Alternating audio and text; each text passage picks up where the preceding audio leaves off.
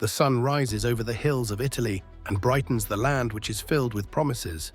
In this era of trouble and conflict, a new power occurs, a power that shapes the history of this story. This is the story of Rome, a city that rises from conflict to ambition. It's a story of brave leaders, brutal battles, and a continuous search for greatness. Also, it's a journey of Rome from a small village into one of the most powerful empires the world has ever known. Rome was founded by two legendary brothers, Romulus and Remus, in 753 BC. They are born to Rhea Silvia, a Vestal virgin, and Mars, the god of war. Their birth is surrounded by danger as their mother's uncle, King Amulius, fears they will lean on his rule.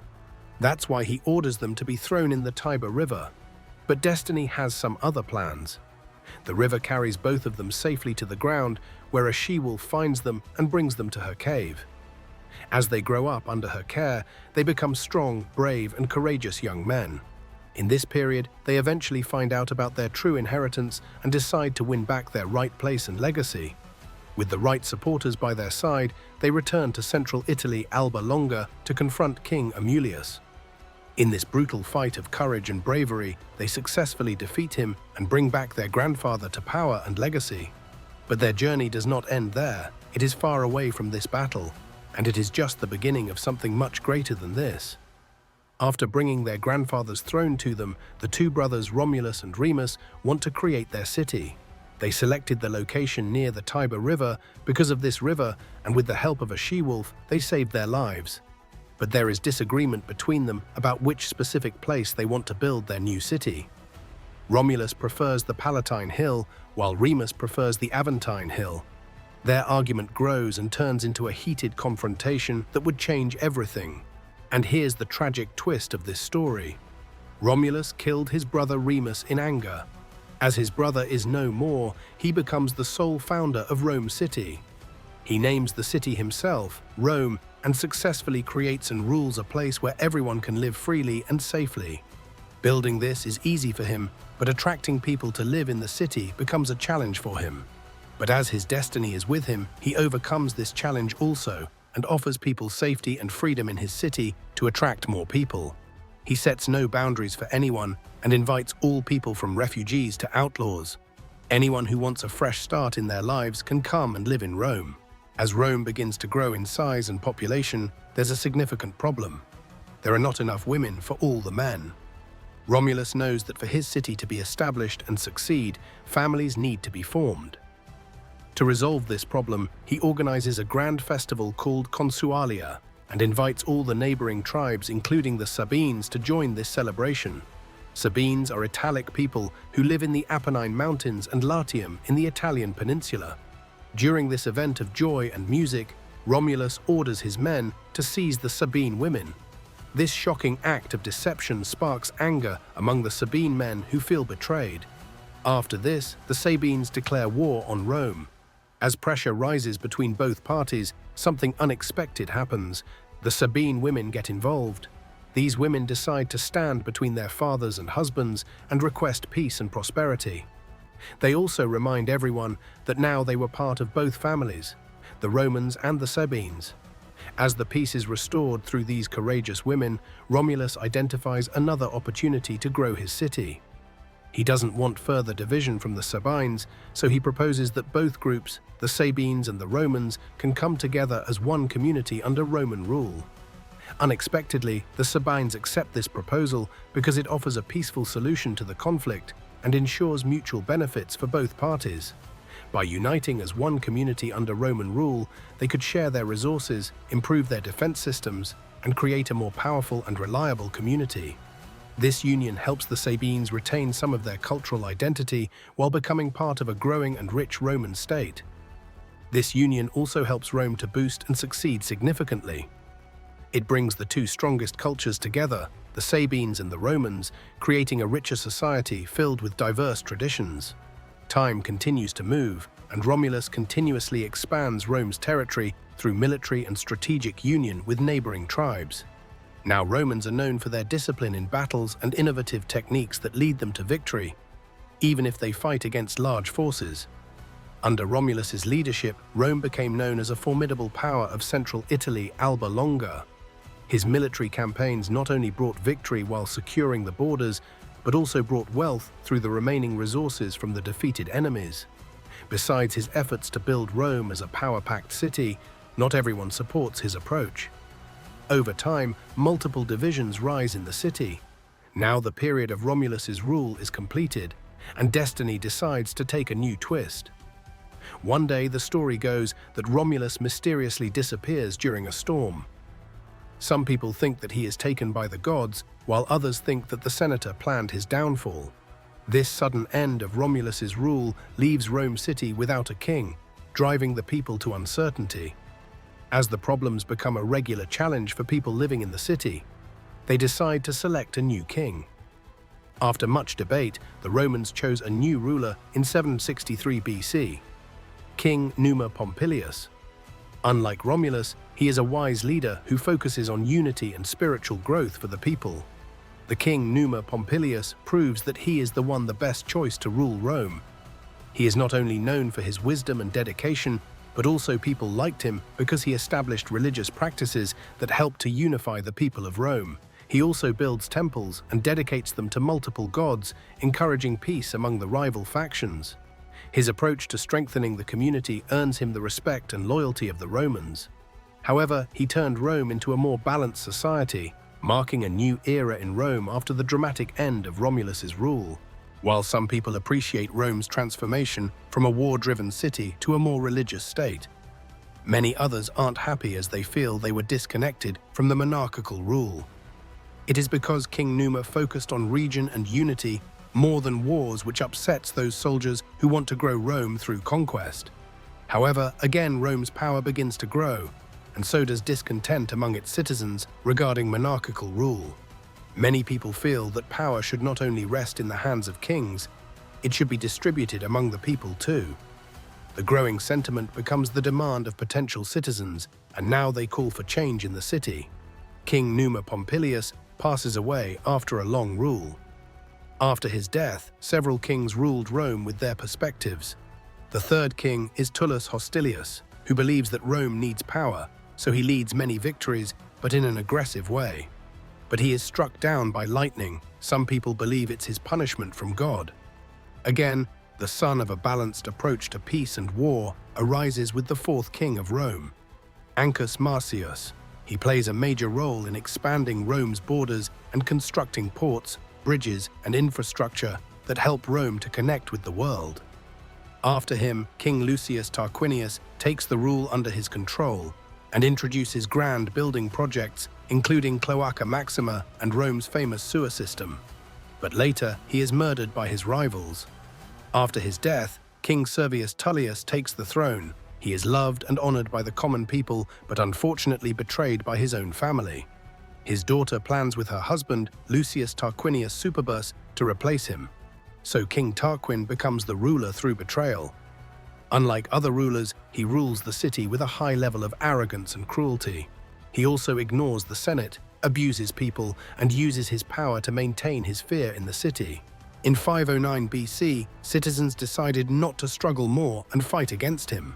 Lucius Junius Brutus, and with the help of noble families, they are successfully overthrowing out of power. This journey from monarchy to republic is not easy for them. But still, they mark it as a turning point in Roman history. Now the Roman Republic is established with elected officials, ensuring the interests of the citizens are considered instead of the city being ruled by kings alone.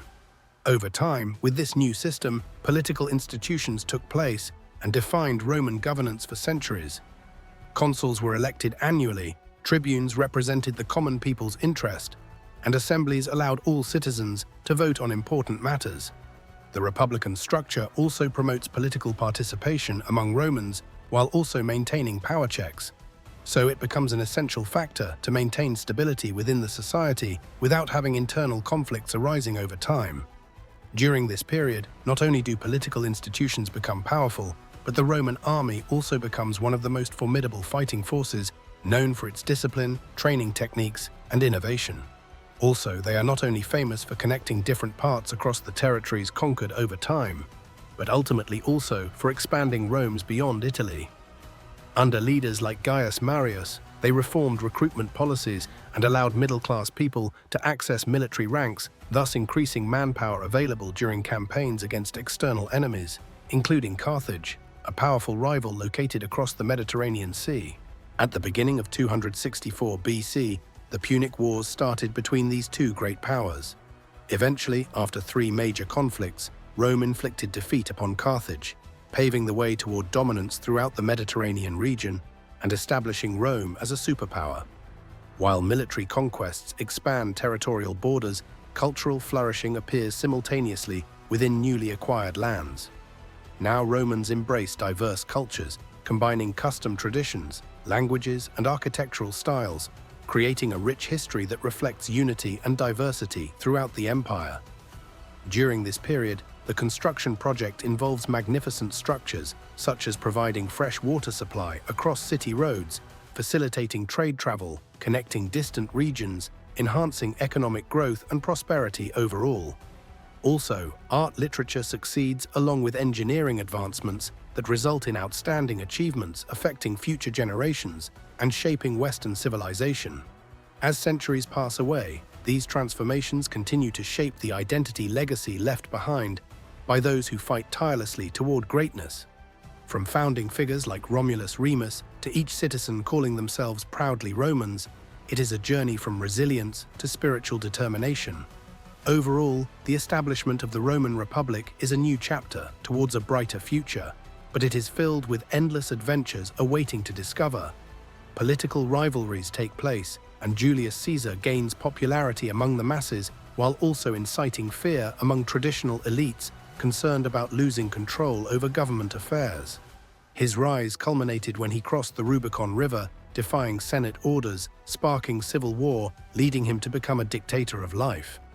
In 44 BC, on the 15th of March, the news of Julius Caesar's murder spread shockwaves throughout the empire, dropping the Union further uncertainty. Later on, Octavian, known as Augustus, restores all orders and brings back Roman peace by transforming the landscape. This transformation includes reforms in the taxation system, infrastructure development, and promoting trade and commerce across the world. The city of Rome began with a small settlement near the Tiber River, but the leaders, including Romulus, Numa Pompilius, and others, built a great empire full of power, culture, and glory. However, such big dreams always come with a lot of hurdles and big challenges. As Rome grows, it not only faces enemies outside, but also has to struggle with its walls. The Senate is filled with arguments about the future of Rome, while the soldiers are walking to the unknown lands to fight brutal battles. The road to power is not easy. There are betrayals, broken unions, and sacrifices that shape the empire. Yet the leaders didn't give up on their vision and made Rome one of the greatest empires in the world. Roman armies win many victories. Its land stretches far and wide. Rivals always fight for control, civil wars break out, and still, enemies from outside threaten its border. So the question is, could Rome stay strong and united, or would its ambition lead to fall? The rise of Rome is full of struggles and victory. It is a story and hope and greatness. So does the dream of an endless Rome survive, or does it fall under the weight of its success?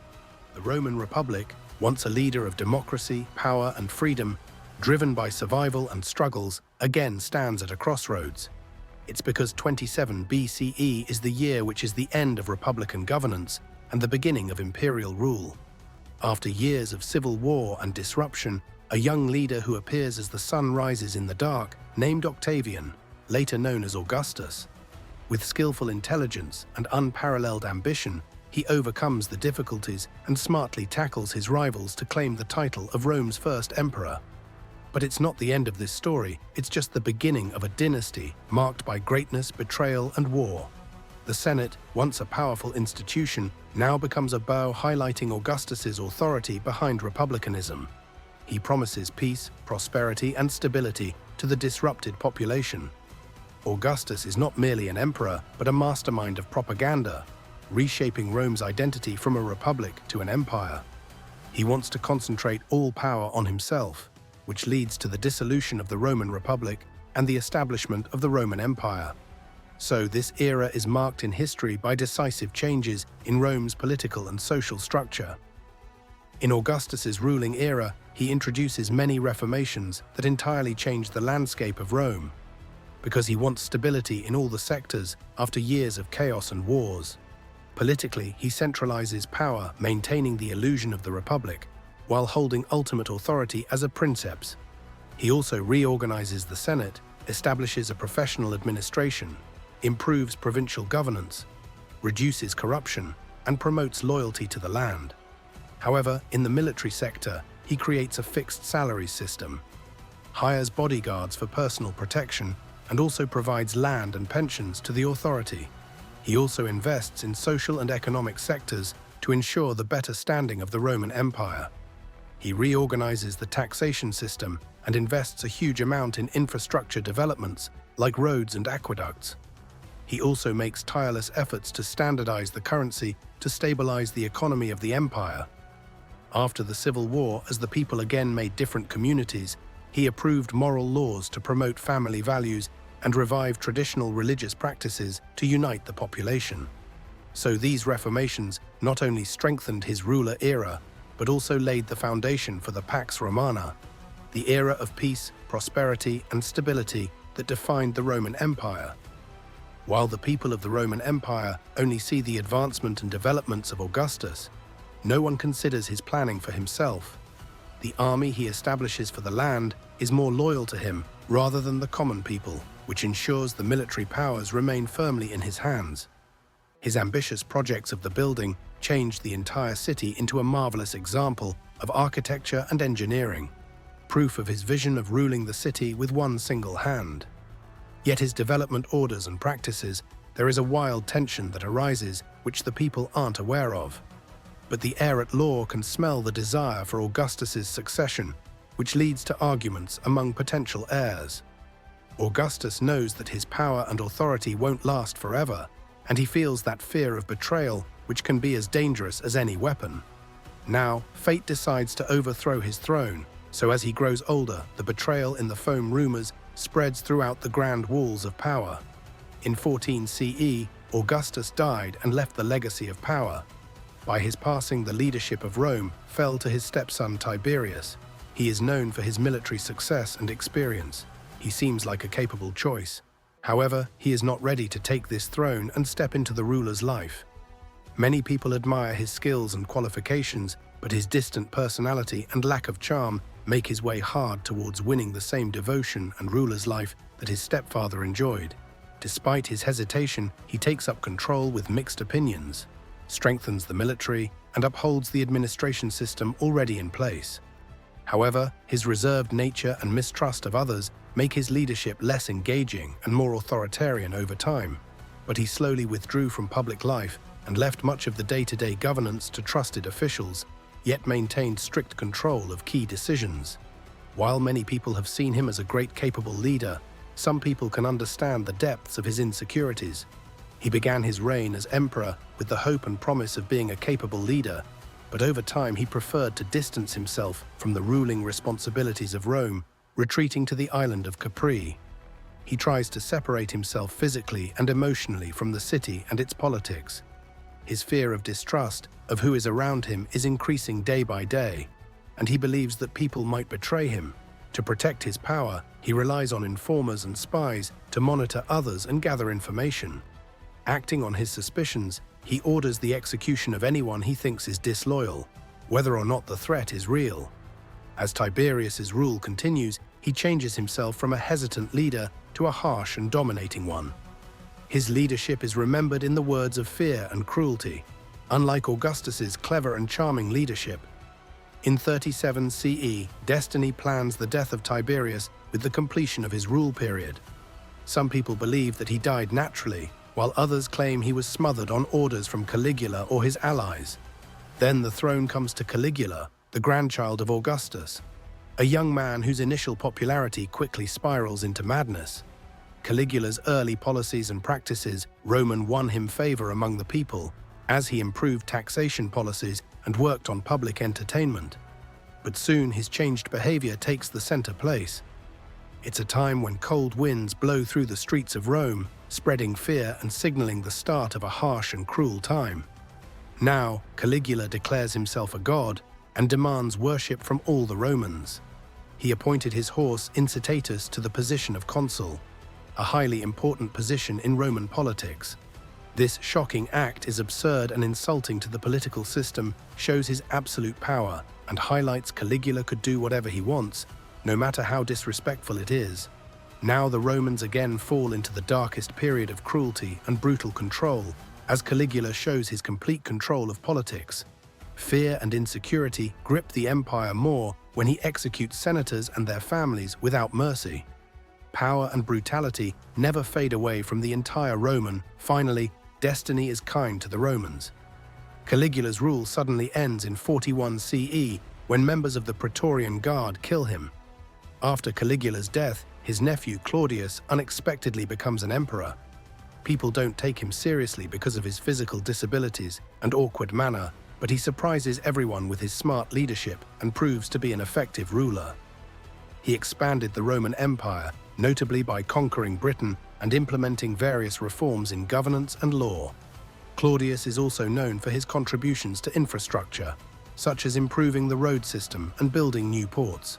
His reign is highlighted as a period of greatness, stability, and growth for the empire. But people forget that every path has its puddle. Even Claudius cannot be safe from the betrayal planning surrounding him. In 38 CE, Claudius married Valeria Messalina before becoming an emperor. In 48 CE, their marriage ends badly when she is executed after being accused of plotting against him and committing acts of betrayal, including a scandalous public marriage to another man while Claudius is still alive. Despite these challenges and being betrayed by the people he trusts the most, Claudius's rule and legacy seem so stable and controlled, unlike the other emperors before him. However, there are still some plots and issues which hint at future problems. Claudius adopts Nero and makes him his heir, influenced by Nero's ambitious mother, Agrippina the Younger, who is also Claudius's wife. Many people believe that Agrippina poisons him to ensure his son takes the throne. After the death of Claudius, which may have been a natural incident, Nero becomes the next emperor of Rome at the age of 16. Initially, Nero looks like a young, promising leader, influenced by wise advisors like Seneca, but he quickly reveals himself as an emperor driven by ambition. His leadership and legacy again give hope to the Romans, but as he's younger and now obsessed with fame, which brings him to the down path. He participated in theatrical performances and chariot races, which were not only inappropriate activities as an emperor, but also separated traditionalists within Roman society. In 64 CE, Rome suffered a massive fire breakout that destroyed much of the city. People started claiming that Nero played music while the city was burned. To avoid the blame for the fire, he accuses Christians of punishing them harshly and leaves many people in shock and confused at the same time. People, both rich and poor, become unhappy with Nero because of high taxes and poor leadership.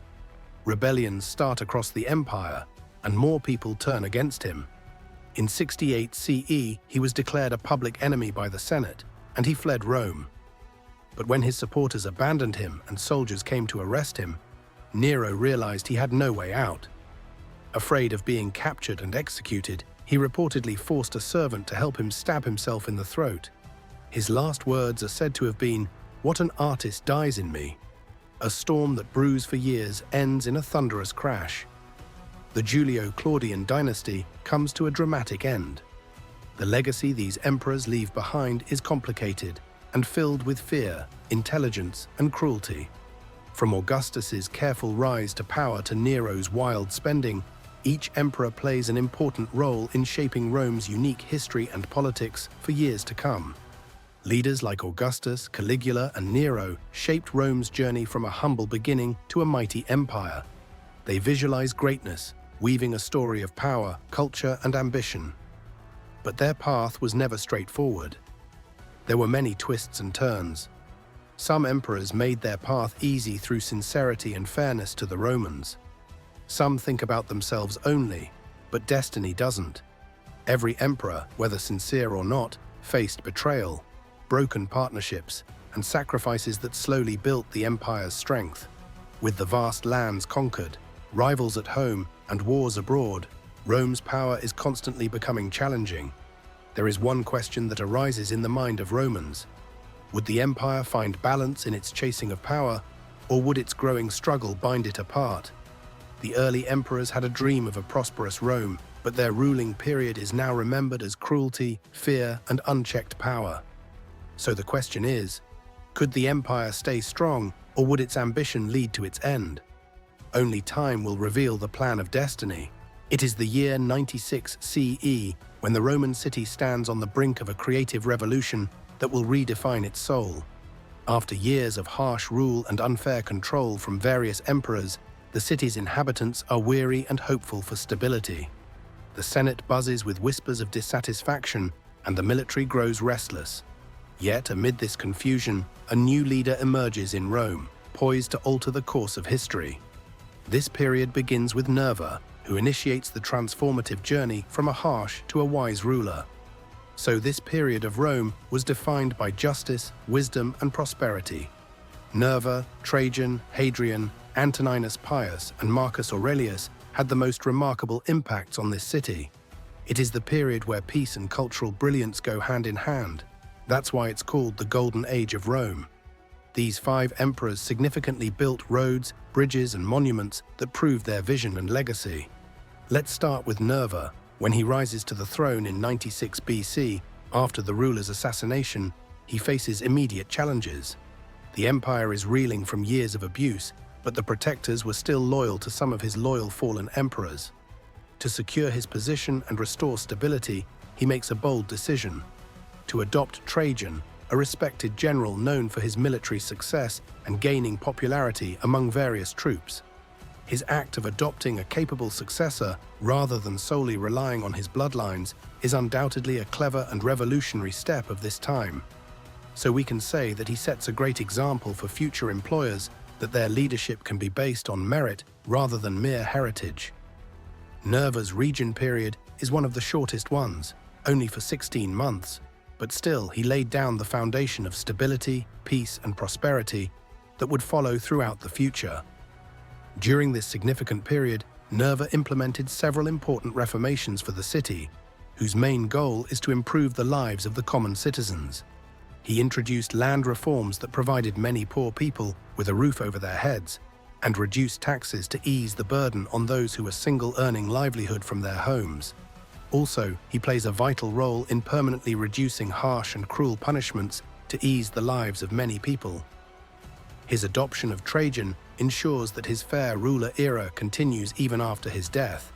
These reformations in different sectors help him a lot to earn him goodwill among the people. He becomes weak and ill due to old age, so at the beginning of 98 CE January, he suffers from a stroke and dies shortly. In 98 CE, Trajan took over the throne after Nerva's death. He is also considered one of the greatest emperors, a man who combines military ambitions with administrative intelligence to achieve a visible transformation. His rule lasts 19 years, during which he expands the empire to the greatest territorial extent. However, his military campaigns in Dacia, which is known as Romania today, were very effective and contributed immense wealth to Rome through conquest.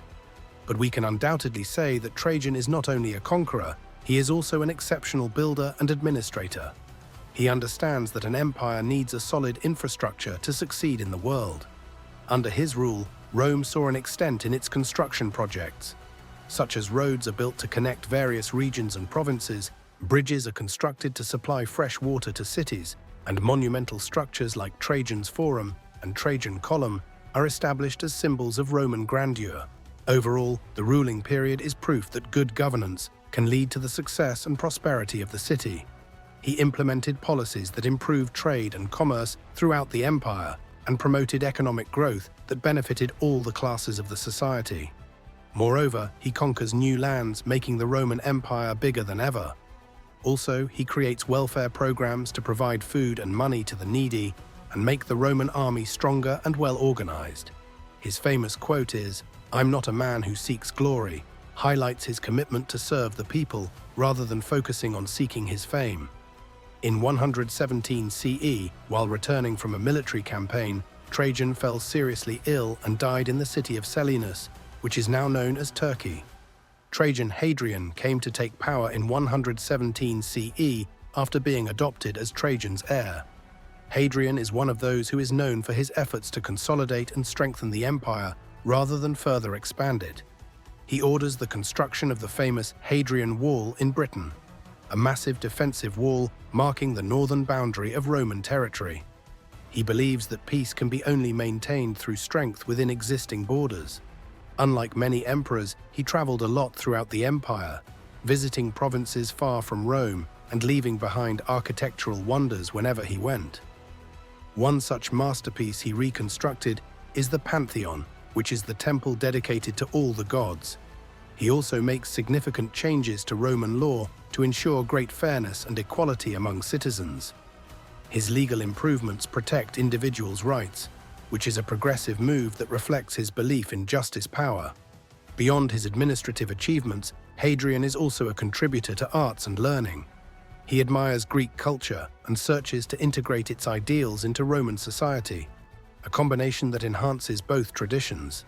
Despite facing civil disorder during his ruler era, one of the most notable one is the Jewish revolt led by Bar Kokhba. Hadrian maintained stability across the empire through his intelligence and strategic governance. In 132 CE, the Jewish is one major uprising against Roman rule during the Hadrian reign. It all started because Hadrian banned Jewish religious practices and planned to build a Roman city over Jerusalem. Led by Bar Kokhba, the Jews fight fearlessly and even create their short-lived state. However, after 3 years, the Romans crushed the disobedience, killing hundreds of thousands of Jews and banning them from Jerusalem. This leads to great suffering and forces many Jews to leave their beloved homeland. Now time decided to bring down the ruler of the Hadrian period, as suffered many years of illness that included heart disease and kidney disease. In 138 CE, on 10th July in the final year, he went into depression due to long-term illness. Hadrian named Antoninus Pius as his successor before his death. Antoninus Pius ruled Rome for 23 years. This period is also known as when trade, diplomacy, and unity promoted lasting peace in Roman history.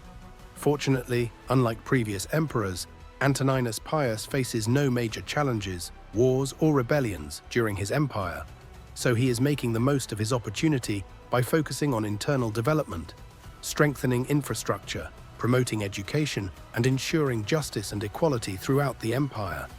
Under Antoninus Pius, public welfare programs flourished, schools were funded, roads were repaired, temples were restored, and trade routes were expanded across the land and the sea.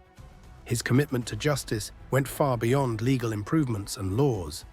Antoninus Pius ensured fair treatment for all citizens regardless of social status. He successfully built great governance during his golden age, so people will remember him with good words. While Antoninus Pius may not have been as militarily ambitious as Trajan, and also not as culturally inclined as Hadrian, but still his mind and hands always ensured continuous prosperity across Rome. His legacy builds on peace rather than conquest. He proves that rulers can protect their empires without any major war or damage to their people. Moreover, he introduces new laws to protect slaves, orphans, and the poor class. His reign was remembered as peace, stability, and economic growth, making Rome a better place for its people. At the age of 74, he is not saved from the evil of illness and old age. He is extremely ill due to a high fever after eating too much cheese. Before he dies, he gives his last command, "Stay at your post," a message of duty and responsibility. Finally, the era has come where both emperors ruled Rome significantly: Marcus Aurelius and Lucius Verus. Marcus Aurelius became emperor in 161 CE alongside Lucius Verus, his co-emperor. Marcus Aurelius is often called the Philosopher King due to his deep devotion to Stoic philosophy. He was a guiding principle throughout his life. His work in meditation offers profound information into leadership, duty, and resilience, values that defined his empire during the most challenging time. He is facing numerous challenges, including wars along the Danube River against occupying Germanic tribes, a harmful curse that swept through the empire, and economic strain caused by continuous military campaigns. Despite these challenges, they both remained committed to serving Rome effortlessly with his strong thinking to devotion. They lead armies personally on campaigns despite harsh conditions. Also, they practice modesty, despite holding ultimate power, and always prioritize justice, even amid crisis. As Marcus Aurelius is a follower of philosophy, he promotes philosophy education alongside literature. Also, work on education spread across provinces and made efforts for cultural exchanges strengthen Roman society further than ever before. So this reign is marked in history not only as a golden age, but also as a perfect example of the unity and resilience of two emperors and a reminder of adversity and prosperity. Marcus Aurelius wrote Meditations, a famous book on wisdom and leadership. He strengthens Rome's borders by fighting off Germanic tribes working to improve laws, education, and the economy. These 5 emperors transformed Rome into one of the most remarkable empires in history. Each left a different mark on governance while symbolizing values such as compassion, fairness, and wisdom. The legacy they continuously shape to inspire leaders today, showing us how effective governance can create lasting peace and prosperity.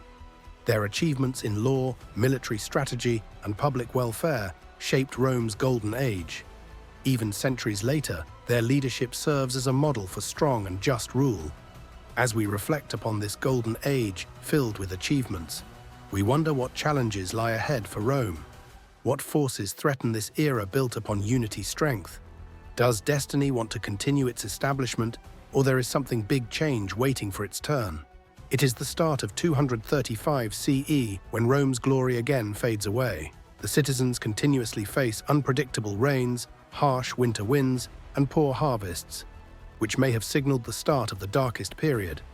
The Roman Empire, once the most powerful and stable force in the world, is now in chaos.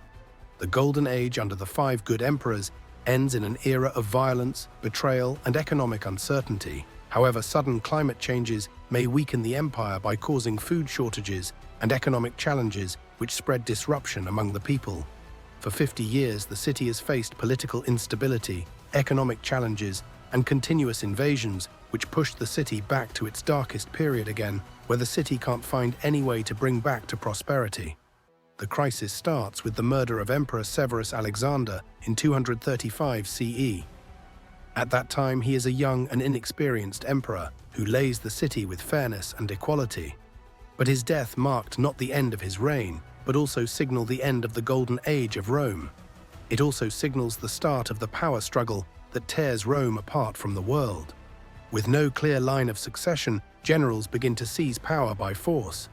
Over the next 5 decades, more than 20 emperors rose and fell, many ruling for only a few months before being overthrown or killed. The empire becomes a battlefield where ambition and betrayal rule supreme. One of the ambitious generals is Maximinus Thrax, who becomes the emperor after the death of Severus Alexander. He is a strong soldier, a man with immense physical strength and military skills, but we can say that he may have lacked political expertise which may have been needed to rule the empire effectively. His ruler period is characterized by extreme cruelty. He imposed heavy taxes on the people to fund his campaigns and killed anyone who tried to go against him. He is one emperor who works only for his fame and wealth and ignores all the policies created to protect the rights of the common people. His harsh policies and disruption of the empire are increasing day by day. So he becomes unpopular among the people. So his soldiers decide to overthrow his emperor period by killing him in 238 CE. 238 CE, the year remembers in history as the year of 6 emperors. After Maximinus's death, 6 emperors claimed the throne of Rome within a single year. But no one would lead the city for a long-term period, some of my destiny and some of my betrayal by his people. Among them, there are Gordian the Vine and Gordian II. The father and son are declared emperors by the Senate, but destiny won't support them for a longer time, as they are defeated in the battle within weeks. Then it comes to the period where Pupienus and Balbinus rule the empire jointly, but later are murdered by their guards after just a few months of ruling. Finally, the power fell to the teenager Gordian III, who ruled the empire for over 6 years, but ultimately met a tragic end. Gordian III was 13 years old when he claimed the throne. He is one of the younger emperors in Roman history. His rule started during a chaotic time, but he was guided by experienced advisors. He focuses on restoring stability and strengthening the army. In 242 CE, he launches a military campaign against the Persian Empire, trying to protect Rome's eastern borders. Overall, he is not only the emperor, but a hope of stability that brings back peace and prosperity. His rule ended tragically in 244 CE during the war against Persia. While stepping through Mesopotamia, Gordian III either dies in battle or is killed, possibly by his commander, Philip the Arab, who then takes his place as emperor. His sudden death remains a mystery, but many people believe he was betrayed by those close to him. As we all know, the rapid turnover of emperors always brings uncertainty to the country. Similarly, in Rome, the rapid turnover creates an atmosphere of chaos and uncertainty. The Senate, once a powerful institution, is no more than just a little commentator, as all the military leaders fight for their control of the empire. Now, loyalty from the army becomes the deciding factor that who will rule the empire, which leads to constant power struggles between the powerful generals. While the Roman political structure is completely disturbed, its economic struggles begin to rise as well. The constant draining of resources forces the emperors to devalue their currency by reducing its silver content. It led to a rapid rise of inflation, prices on basic needs increasing day by day, while the trust in Roman coins crashed. Due to continuous changes in policies, long-term projects and investments in it are frozen. Foreign investments will also decrease because every new emperor changes the structure, rules, and regulations. Trade networks that once connected strongly distant provinces begin to break down as merchants face increasing dangers and damages on the roads. The agricultural sector has also suffered a lot during this time. Heavy taxation policies and lack of support make the farmers abandon their lands. Also, ongoing armed conflicts lead to extreme food shortages across the empire. Moreover, food shortages became a distant reality for many Romans and contributed to adding another layer of suffering to an already desperate situation. These political and economic struggles were not enough. The empire also struggled through outsiders as Rome faced relentless pressure from external enemies. Along its northern borders, Germanic tribes like the Goths launched repeated takeovers of Roman land that led to the disturbance in the empire. In the east, the powerful Sassanid Empire, a member of a dynasty of Persian kings, emerges as an alarming enemy, capturing key cities like Antioch and threatening Roman rule in Asia Minor. In 260 CE, it highlights a tragic twist in history and shocked the whole of Rome to believe in reality. When Emperor Valerian is captured alive by the Sassanid king Shapur I, a dishonor that shocked Rome and encouraged its enemies further. With no strong central authority to defend its borders, provinces begin to break away from imperial control. In Gaul, Britain, and Spain, local leaders formed what became known as the Gallic Empire, while parts of Syria and Egypt declared loyalty to another breakaway state called the Palmyrene Empire. Rome is no longer one united entity, but a break collection of regions struggling to survive and hope that the next sun rises may bring back its golden era. Among this chaos, moments of strength appear, a quick light of hope that hints at Rome's ability to survive even its darkest days. One such figure is Aurelian, who rose through the military ranks and became emperor during these dark days in 270 CE. Aurelian is determined to restore order to an empire on the margin of collapse. He launched an ambitious campaign, which is known as Restorer of the World, to reclaim the lost lands of Rome and strengthen its border. He defeats seized Gothic tribes in decisive battles and brings an end to both the Gallic Empire in the west and the Palmyrene Empire in the east, successfully reuniting Rome under one banner once again. Aurelian also implements important measures to stabilize Rome's economy. He introduced new coins with higher silver content to tackle inflation and worked very hard to restore confidence in Roman currency. His efforts have earned him wider respect among both citizens and soldiers. He could not solve all the problems of Rome's economy due to his short reign. He is also killed by his members of the court, and it proves and reminds us that no country rises if its internal divisions are not loyal to the state. The crisis of the 3rd century was a time of great trouble for Rome, showing that even the strongest empires could struggle when faced with too many problems. The government became weak because leaders kept fighting for power, often overthrowing or killing various emperors. With so many rulers coming and going, the empire lacked stability, making it harder to manage its vast lands. Corruption and poor leadership further weakened the government, leaving many provinces without proper control. At the same time, the economy suffers greatly. Heavy taxes are placed on the people, but they struggle to pay because trade is declining and farms are producing less food. Inflation makes money lose its value, making everyday life even harder. People lose trust in their rulers as they feel abandoned and unprotected. Many regions started acting independently, further dividing the empire. Rome also suffers from many military defeats, exposing its growing weakness. Enemies, including Germanic tribes and the Persian Empire, attacked its borders, knowing Rome was too divided to defend itself properly. Rome struggles to push back these invasions without a strong, united army. With internal struggles and outside threats happening at the same time, the empire faces one of its darkest and most uncertain times. And yet, despite all of these hardships, Rome doesn't fall, not yet. It keeps fighting from destiny, changing and trying to survive, showing that it is not ready to fall yet. The crisis of the 3rd century serves as proof of both the weakness and resilience of empires, a reminder that survival often depends on flexibility in times of great adversity. But what comes next? How does an empire recover from decades of chaos? Can strong leadership bring lasting stability? Or will new challenges appear from unexpected places? It's the time when the sun sets behind the ruins of Italy, casting low shadows over to the land once filled with promises. Darkness creeps over the broken streets of Rome, where sounds of past glory fade into silence. It seems like the empire that shapes the world is now starting to break down, leaving behind only hints of its former greatness. For decades, it has been plagued by political instability, economic hurdles, and continuous disruptions. Emperors rise and fall at a consistent rate, often killed or overthrown by their loyal people or soldiers. The empire's borders are under constant attacks from outsiders and enemies. Its economy faces extreme disorder, and its people are losing trust in their leaders. It seems as though Rome's great days are behind this. But then a man named Gaius Aurelius Valerius Diocletianus rises to power and is determined to save the empire from destruction. He is not born in wealth or privilege.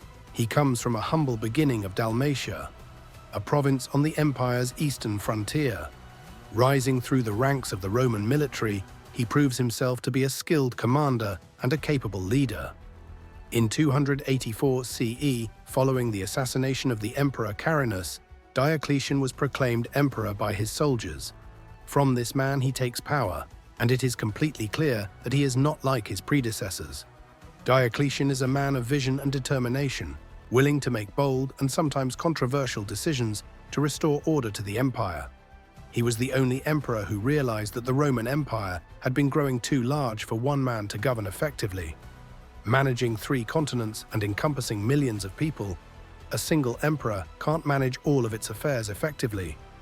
Diocletian's only way to save the Roman Empire was to divide it into 2 parts: the Eastern Rome Empire and the Western Rome Empire. So this partition would allow for more efficient governance and quicker responses to threats along the empire's vast borders. To implement this, Diocletian appointed a co-emperor whose name is Maximian to rule alongside him.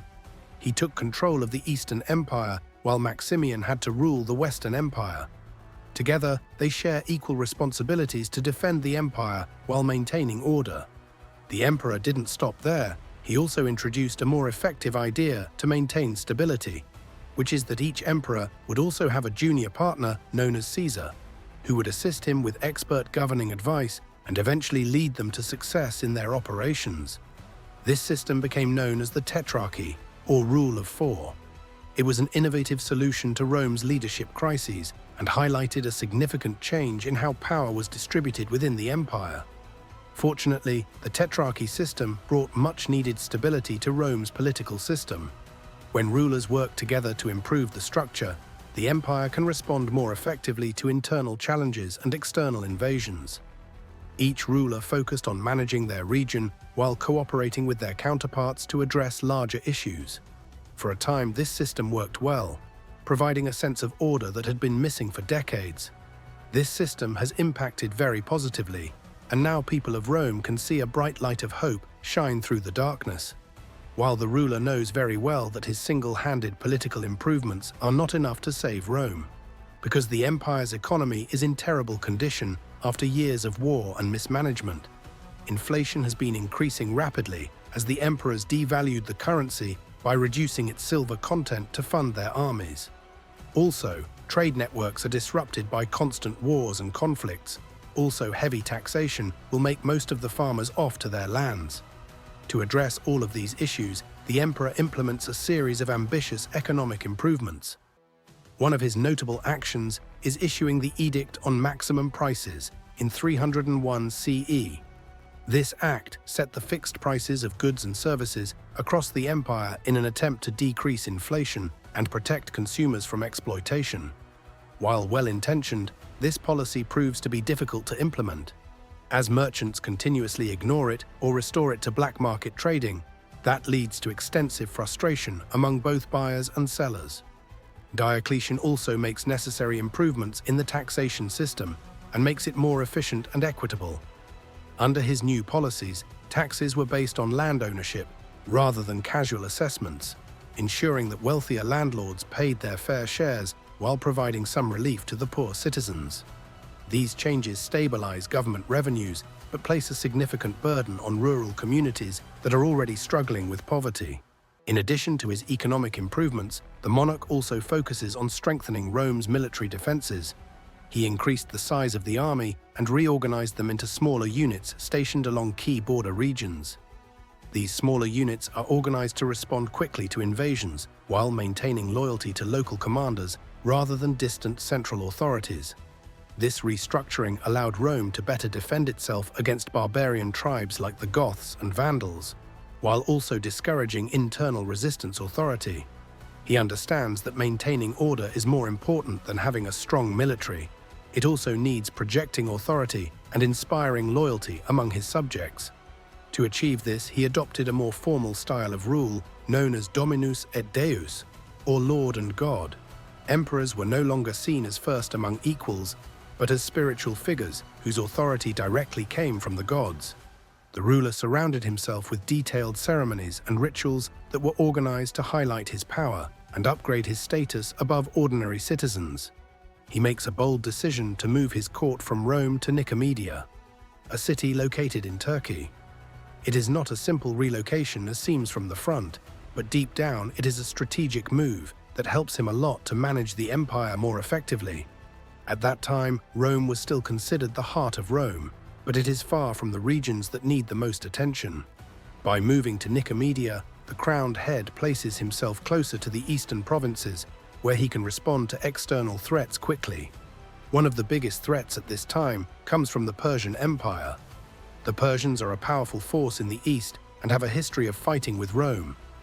By being closer to this region, the emperor strengthens defenses, communicates faster with his military leaders, and reacts quickly to any attacks. His move shows his focus on security and military strategy, which are key to maintaining stability in the empire. At the same time, moving away from Rome allows the monarch to distance himself from political conflicts in the city. Rome is full of powerful senators and elites who often engage in struggles to influence. These political battles weaken an emperor's authority and create instability. By ruling from Nicomedia, he focuses on governing the empire without being constantly drawn into these power struggles. However, this destiny will not support him as all of the monarch's policies receive approval, and one of the most controversial decisions he makes is his persecution of Christians. Christianity is growing rapidly within the empire, but the emperor sees it as a problem. He believes that Christians refuse to follow traditional Roman religious practices, which threatens the unity of the empire. In his view, the empire's strength depends on shared religious beliefs, and Christianity challenges that idea. In 303 CE, Diocletian launched a brutal campaign against Christians. Churches are destroyed, Christian texts are burned, and many believers are arrested or executed. The goal is to remove Christianity and force people to follow Roman traditions. The persecution is one of the most severe in Roman history, causing immense suffering for Christian communities across the empire. Despite this harsh treatment, the plan does not succeed. Instead of destroying Christianity, the persecution makes Christians more determined. Many see their suffering as a test of faith and continue to practice their religion in secret. Over time, Christianity grows even stronger, eventually becoming the ruling religion of the Roman Empire. The emperor's attempt to defeat it has the opposite effect, laying the foundation for its rise in the years to come. After ruling for over 2 decades, longer than emperors before him, he makes another unpredictable decision. He resigns, which may be on purpose, in 305 CE. He mentions health reasons and also highlights that his work is complete. He retires to his palace in exile, which is now known as Croatia, where he spends his final years looking after his gardens and far from politics. The crowned head's resignation marks yet another turning point in Rome, but also shows cracks in his carefully constructed tetrarchy system. Without his strong leadership holding it together, enemies between emperors quickly appear, leading Rome back into chaos once again. As we reflect on Diocletian's legacy today, his bold reforms aimed at saving an empire on the border, it becomes clear that his efforts were both visionary and effective. He succeeds in bringing temporary stability, but could not prevent future conflicts from arising within such a vast realm filled with diverse peoples facing countless challenges. As the monarch falls, his reforms leave behind a divided empire, with 2 rulers, 2 capitals, and 2 courts. But can this new system truly roam together? Will the East and West find strength in unity, or will this division plant the seeds of an even greater conflict? And what kind of leader will rise next to shape the future of Rome? If destiny decided to give Rome the beginning of another golden period, or if it is the start of its downfall, a cool wind moves through the trees when the sky is covered with heavy, dark clouds. The ground is wet from the recent rain, and small drops of water shine under the fading light. Citizens of Rome hear the soft sound of thunder, as if warning of something big is about to happen. The streetlights twinkle in the gentle wind, struggling to stay lit. The air feels different, filled with the promise of change. It seems like a new Rome is about to be born. The Roman Empire is still a giant stretching across continents. Nonetheless, feels the strain of centuries. Conflicts and internal division have left scars. Is Diocletian's efforts to stabilize the empire by dividing it only limited to his rule period? Well, we can just say that it doesn't quite happen yet. The tetrarchy system, once a promising idea, has come back with the usual game of power grabs. But as Diocletian steps back to his position, the people of Rome see a new player strides onto the stage named Constantine. He is not a typically silk-wearing, pampered Roman emperor, not by a long shot. He is the soldier first and foremost. Years on the frontiers, battling barbarians and putting down rebellions, have toughened him. But there is more to him than just a strong arm. He has a sharp mind, a politician's strategy, and a sense that destiny is nudging him forward. His journey starts when the empire falls into chaos after Diocletian steps down. The tetrarchy system does not last long because the leaders start fighting for control. Constantine, the son of a former emperor, during this period sees an opportunity and takes action accordingly. First, he gains control of the western part of the empire. In 312 CE, he fought a major battle at the Milvian Bridge against his enemy Maxentius. Before the battle, he reportedly sees a sign in the sky, a cross with the words, "In this sign, you will conquer." He takes this as a divine message and orders his soldiers to paint Christian symbols on their shields. He wins the battle and becomes the ruler of the Western Empire. After this ambitious victory, he turns his focus to the east, where another rival, Licinius, holds power. Defeating him is a challenge to Constantine, but over several years, he defeats Licinius and becomes the sole ruler of the Roman Empire. Now, for the first time in previous years, Rome has one strong leader instead of multiple rulers fighting for control. As Emperor Constantine made many changes to the empire. One of his most important decisions is to support Christianity.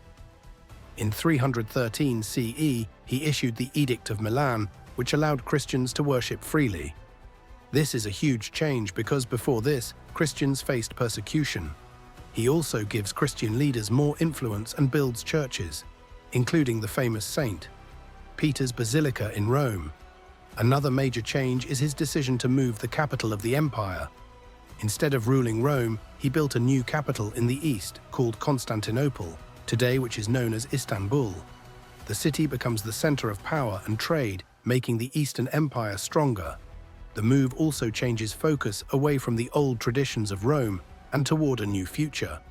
He also makes tireless efforts to strengthen the empire, unite its people under one leader, and make Christianity a central part of Roman life. His decisions shaped the future of Rome and laid the foundation for what later became the Byzantine Empire.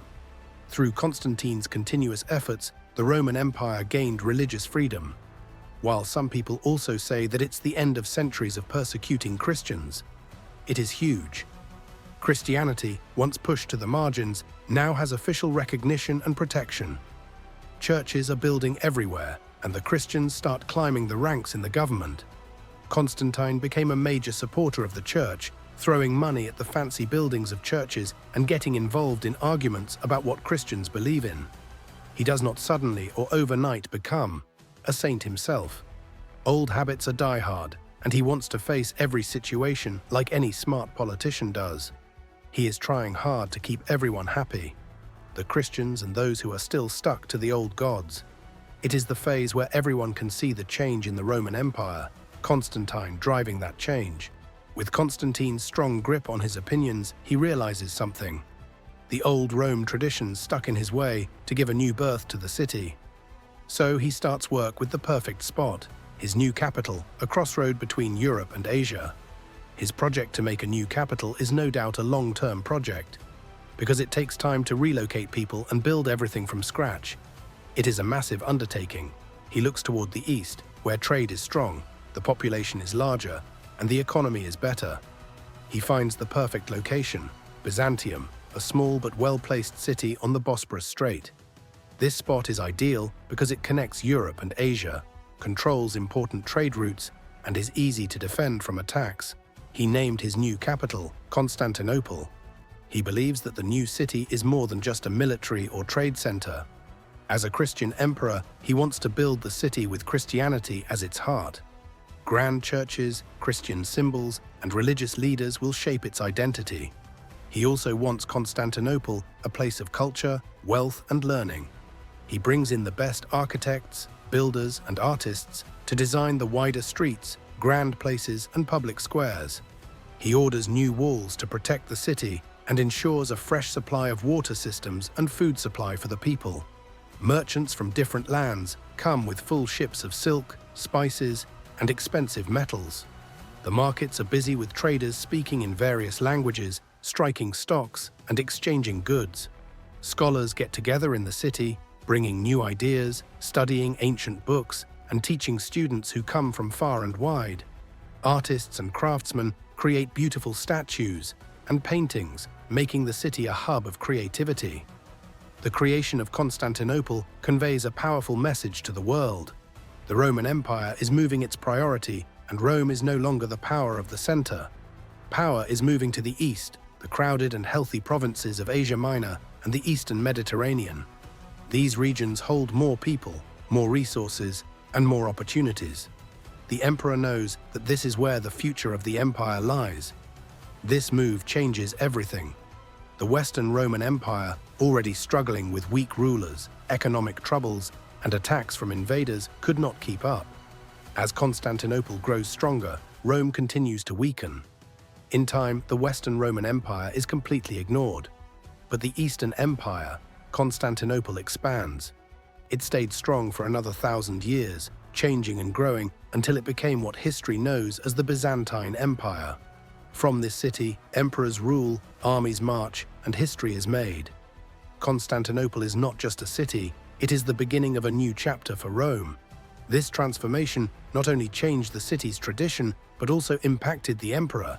He becomes increasingly involved in church affairs, removing the lines between what's government business and what the religion's people have to do. In 325 CE, he even called the Council of Nicaea. Bishops from all over the empire show up to argue about theology, trying to hammer out some basic agreement on different religious parts of Christians' beliefs. The Council of Nicaea is a huge deal in Christian history. They came up with the Nicene Creed, a statement of faith Christians still use today. But it also shows how much power Constantine now has over the church. He sees himself as the protector of Christianity, and he's not afraid to throw his weight around to make sure everyone agrees on the same thing. In 337 CE, Constantine died. What did the Roman Empire leave? It's almost unrecognizable as compared to what he has been winning for the past several years. He turns Rome completely into a Christian empire. He is not only shifting the power to the east, but also providing the stage for a whole new era. Constantine's legacy is both important and complicated. Some see him as a great leader who saves Rome by making big changes.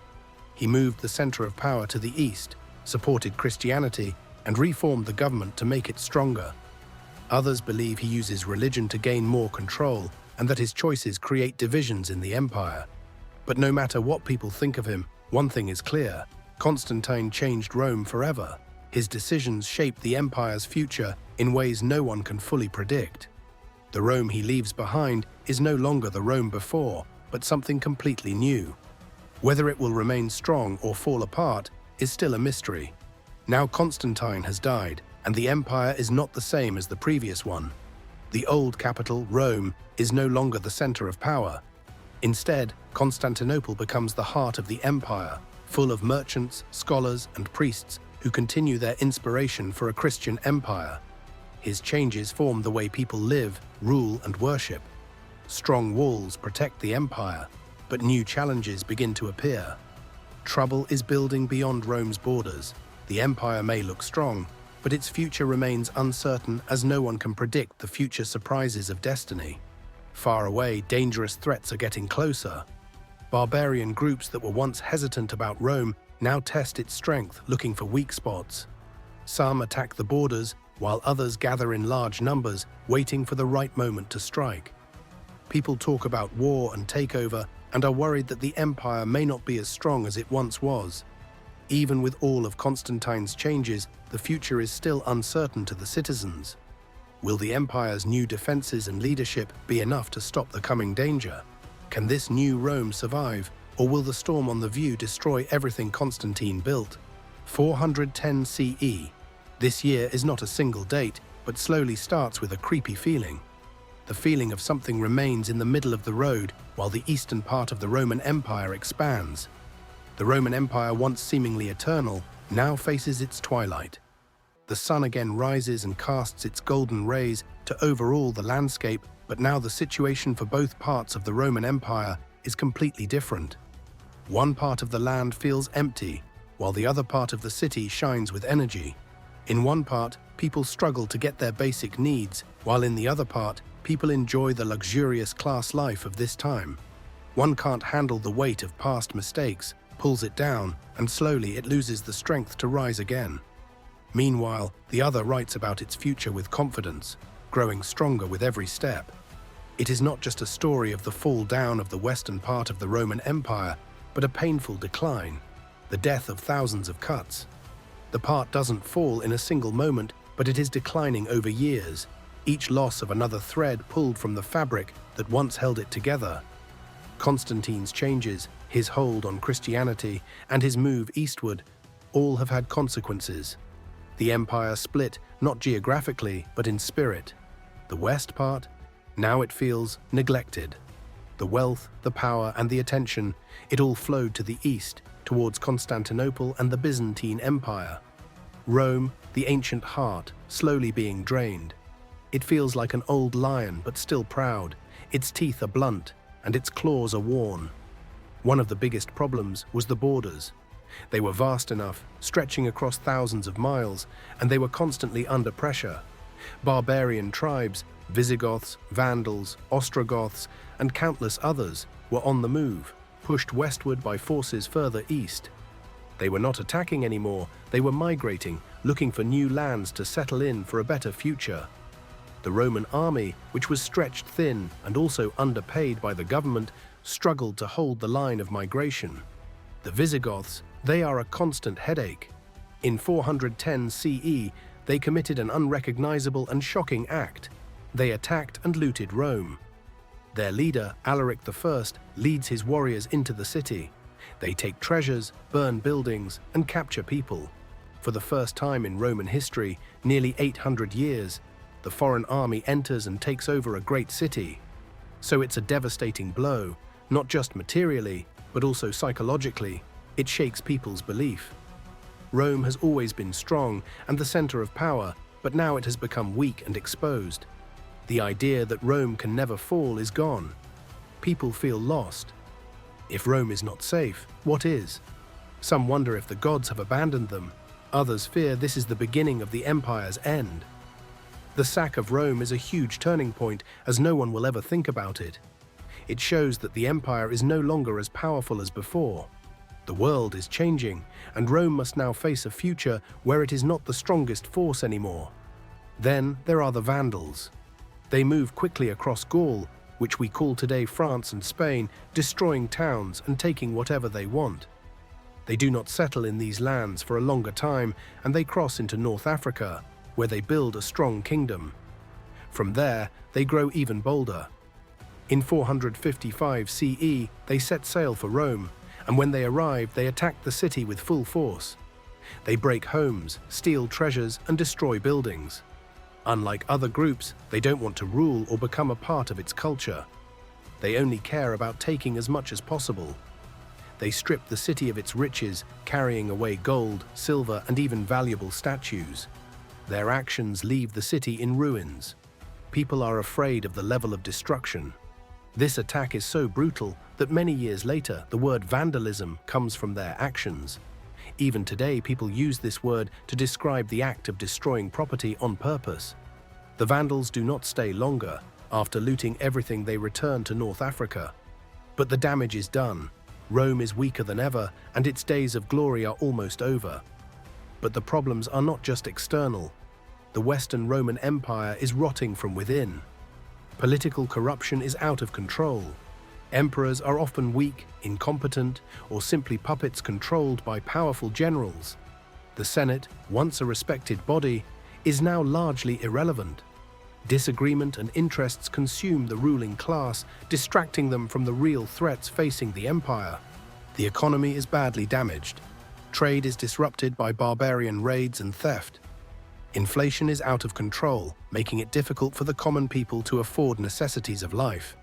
The rich get more rich and the poor become more poor, which promotes social division. The government struggles to collect taxes, weakening its ability to defend its border and maintain order.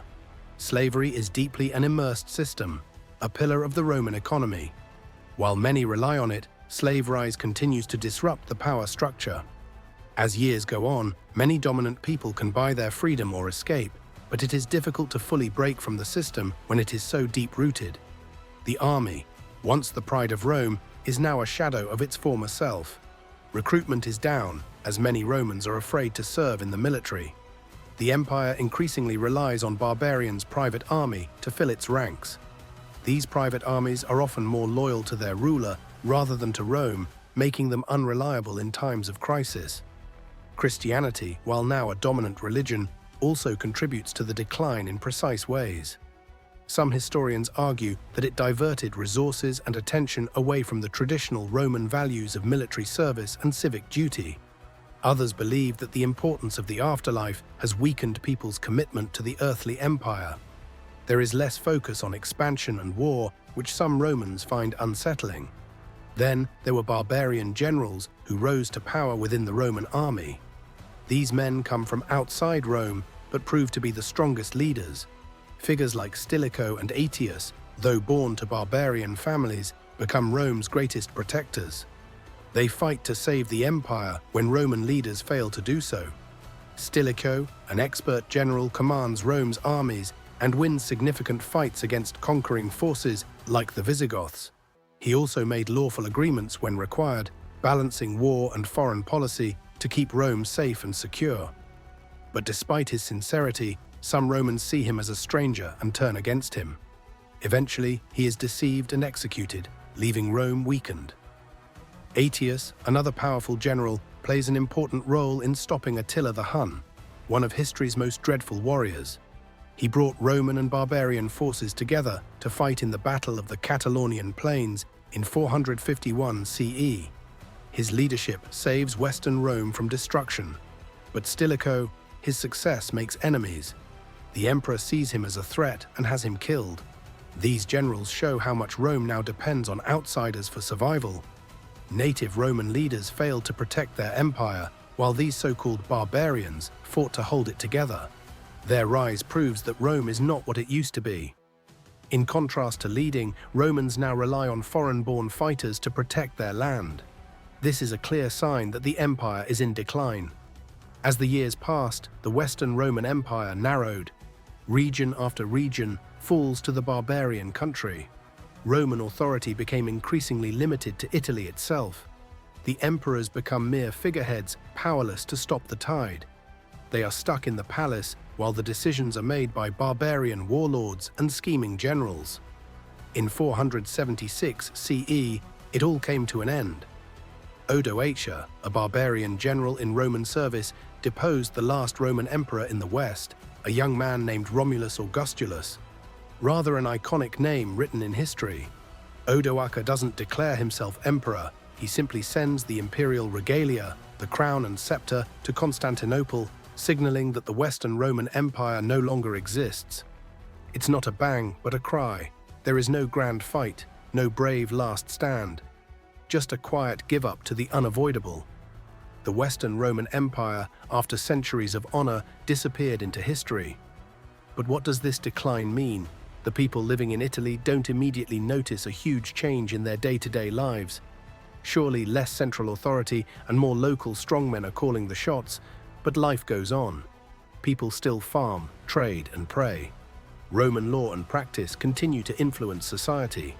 The language spoken eventually converts, but the roots of the culture remain. The fall of the Western Roman Empire isn't the end of progress, or even the end of Roman impact. It's reorganization, but a change in power. The Eastern Roman Empire, the Byzantine, kept growing and succeeding for centuries, maintaining Roman traditions and cultures. In the West, new kingdoms appear, built on the ruins of the old empire, carrying on aspects of Roman civilization in their unique way. The sun has set the Western Roman Empire, but its brilliance continues to shine, although in delicate form. It's a reminder that even the greatest empires are not lasting, and that everything sometimes changes. There are only the whispers of the old, powerful Rome and small kingdom created by powerful barbarian leaders. So, the end of the Western Roman Empire slowly disappeared. Barbarians' flags fly where eagles once fly up. But even in defeat, Rome's spirit remains, twisted into the fabric of these new kingdoms. As the old order falls apart, no one can't help but wonder if the fall of its Western counterpart influenced its eastern part and medieval Europe too. Or is it the beginning of another long struggle with a new kingdom of Rome from an unknown source? Are these new kingdoms learning from the mistakes of Rome, or are they doomed to repeat them? Does anyone remember Rome's charm, or has it just become a distant memory? In 476 CE, West Rome completely disappeared from the books of history. Now, common citizens can see barbarian flags flying over the land proudly. No one knows how many surprises Rome has for its people. The news of the falling western part slowly spread by weary travelers and whispered in the market squares. Everyone feels like the end of an era, the death of a dream. The final chapter in the story of Rome seems to have been written, a tragic story of fame and certain spoil. But they are wrong. The story of Rome is not over, not by a long shot. In the East, the new empire was rising, an empire that saw itself as the true continuation of Rome's glory, the Byzantine Empire. They don't call themselves Byzantium because it's a history label applied to them. They still call themselves Romans, the Romaioi. They still speak Latin, although it is becoming increasingly common, particularly amongst common people. They follow Roman laws adjusted and refined over centuries. They uphold Roman traditions, even as those traditions develop and combine with new influences from the East. Their emperor sits in Constantinople, the new Rome, ruling over the vast and wealthy country. They are in their own eyes. The empire is just changed, strong and enduring. The Eastern Roman Empire has some advantages over its fallen Western sibling. The Eastern Empire is wealthier and has control over key trade routes that connect Europe and Asia. It is more urbanized, with developing cities like Constantinople, Alexandria, and Antioch acting as centers of commerce and culture. Its strategic location makes it easier to defend against barbarian attacks. As the capital, Constantinople serves as a center of trade and culture placed at the crossroads of East and West. The city's famous walls are built to provide exceptional protection and security. The Eastern Army is strong and well organized, capable of defending the empire's borders against various threats, from the Persians in the east to the barbarians in the north. One of the key figures in the early history of the Byzantine Empire is the Emperor Flavius Petrus Sabatius Justinianus, better known as Justinian I, who reigned from 527 to 565 CE. He was a great leader with massive energy and steady belief, determined to recover the Roman Empire to its previous fame. He believes in his destiny, yet he views the task of reuniting the empire and recovering it from the world as a risky job. With his extensive military knowledge and expertise, he appears ready to win any war. Justinian made a series of campaigns aimed at reclaiming lost lands in the West. Additionally, he has another weapon: his wife.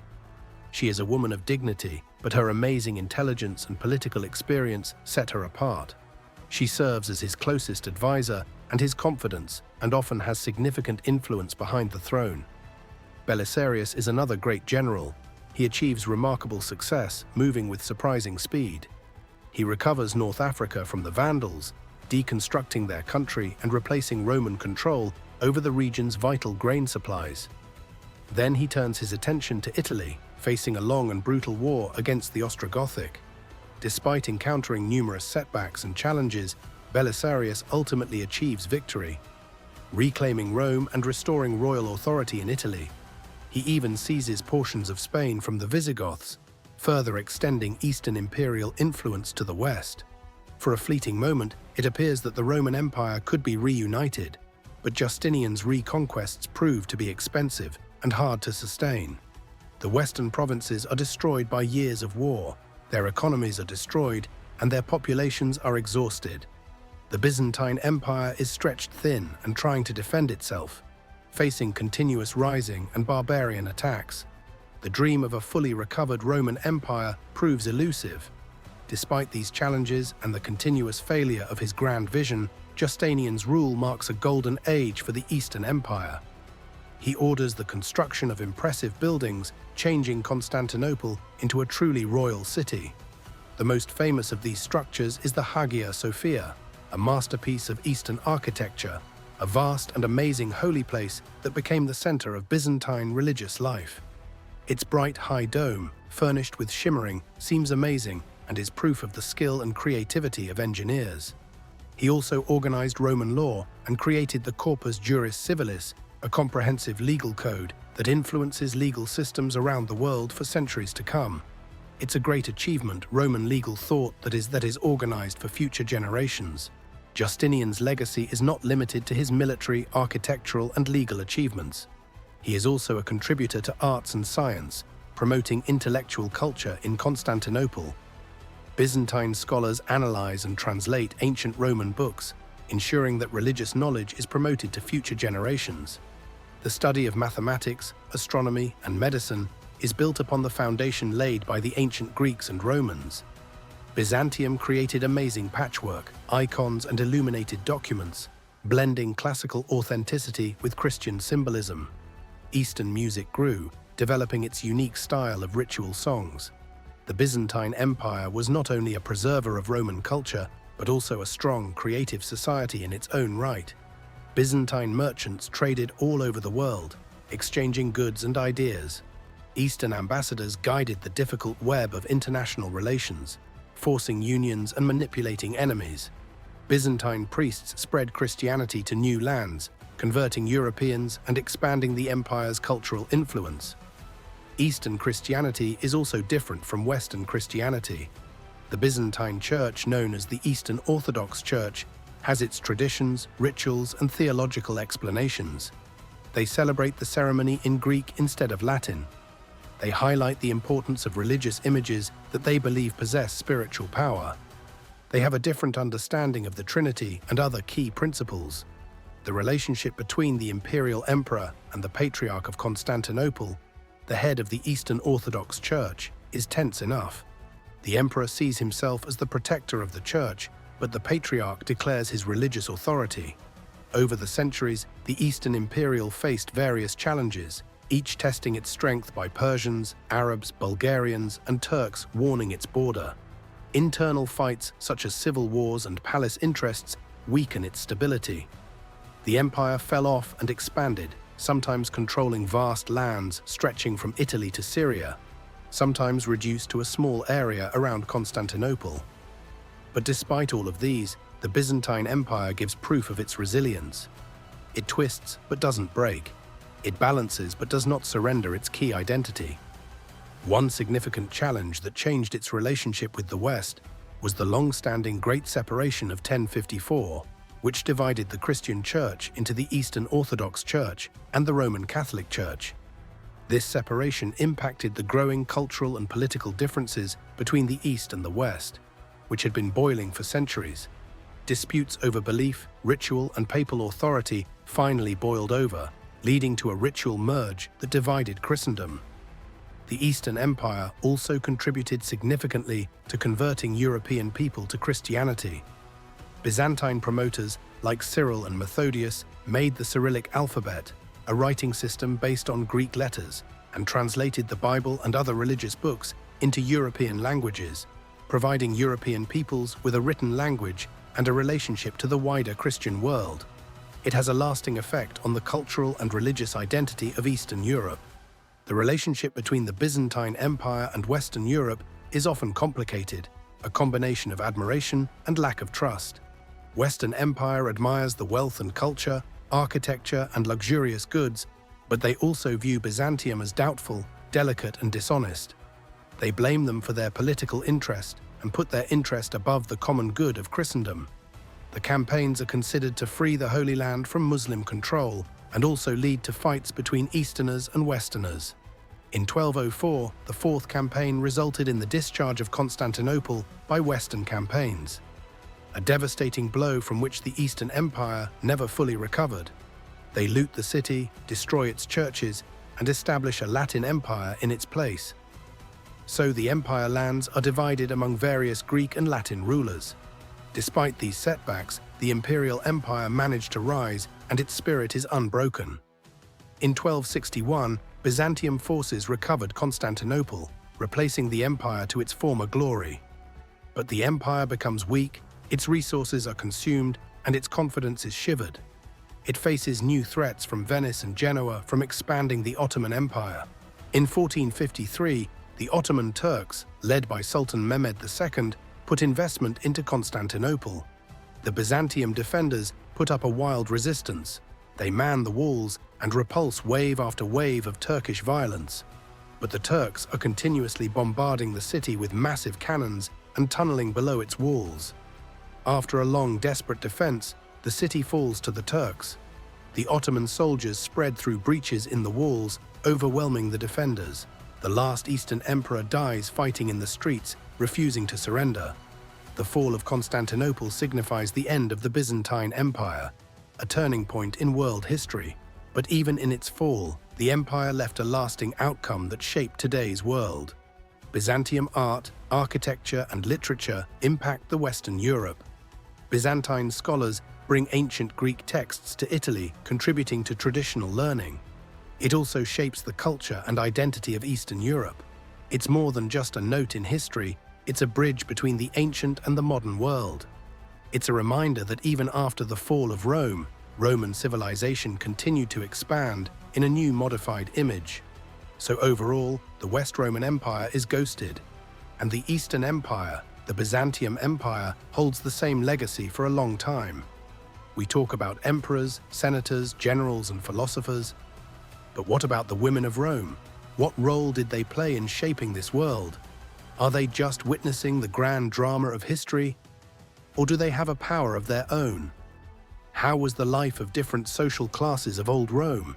And what about the power they have behind the scenes? Rome, the great empire, was built on power, ambition, and wars. For centuries it was led by many splendid emperors, generals, and senators. But behind the curtains, besides battles and political agendas, a silent force in action. The great women in ancient Rome were not merely silent spectators, they played a great role in shaping dynasties. They also influenced policy and played a role in securing legacies. Roman women flashed power in the shadows. Their influence wasn't scripted in history or etched in triumphal arches, yet it was sensed in the rise and fall of Rome itself. Let's step into the imperial palaces where the real game of power is played. Roman women are not a single story. They live different lives, each with a unique and distinct power. Some are rich and some are poor. What they do is survive in the patriarchy of Rome. Their lives are set with the rules of men, but they all have power, and they use it. Let's start with Livia Drusilla. She starts as a noblewoman and marries Octavian, who becomes the Emperor Augustus. She uses her charm and intelligence to advise Augustus. She became his most trusted counselor at that time. Power in Rome is never official to women, but Livia Drusilla bends the rules. She also uses her wealth and family connections to impact who rules after Augustus. Livia is a powerful woman in politics and culture and played a vital role in shaping the Julio-Claudian rule. Her actions show that women have a lot of power and potential, and they also can do anything they want. She also shows that women can face any challenge in the pursuit of greatness and dignity. The story of ancient women of Rome is not limited to wealthy and leading women. It is also the story about everyday women who ran households, raised children, or even managed their small businesses to keep the economy in maintenance. The everyday lives of a woman and their stories are harder to find because it is buried below the grand narratives of emperors and their battles. But it is important to know what are the struggles of common women of ancient Rome. The lives of women of Rome heavily depend upon their social class. For instance, Livia Drusilla, a wealthy woman, has access to higher education, luxury goods, and political influence. They often manage large property, oversee household labor, and play a vital role in their husbands' careers. On the other hand, poor women face daily struggles for their survival. They work as shopkeepers, artisans, laundresses, and prostitutes. They often work long hours to feed their family and fulfill their basic needs. Also, they have little access to education as their low income cannot allow them, and their illiteracy stops them from political influence. Their day-to-day lives may have been similar, but the resources of different classes are highly different. Regardless of their social class, all Roman women are subject to the authority of men. They are legally under the control of their fathers and husbands, and they have limited rights in terms of property ownership, legal representation, and political participation. The women of ancient Rome, particularly the common ones, didn't vote or serve in public office or the military. They couldn't even speak for their rights and themselves in court. The question is, how did they find their power? Despite all these restrictions, it doesn't mean that women are powerless. Within the limitations of their social roles, they find ways to utilize influence to shape their own destinies. They used their skills, intelligence, and social connections to guide the complicated powers of innovation in Roman society. Imperial women are very strong, hardworking, and creative with their work. Women from the elite class are involved in overseeing agriculture production, slaves, and finances, and play a vital role in contributing fairly in all those sectors. On the other hand, poor women start providing different services like shopkeepers, laundry services, crafting handmade materials and crockeries, and selling them in markets. Overall, women in all classes become independent and support their families. One of the most important ways that women use their influence is through their roles as mothers. Roman mothers are responsible for raising their children, inducing in them the values and morality that are necessary to success in imperial society. They teach their sons about honor, duty, and patriotism. They teach their daughters modesty, chastity, and domestic skills. Mothers are the first and most important teachers of Roman children's lives, and their influence structured the next generations of historical citizens.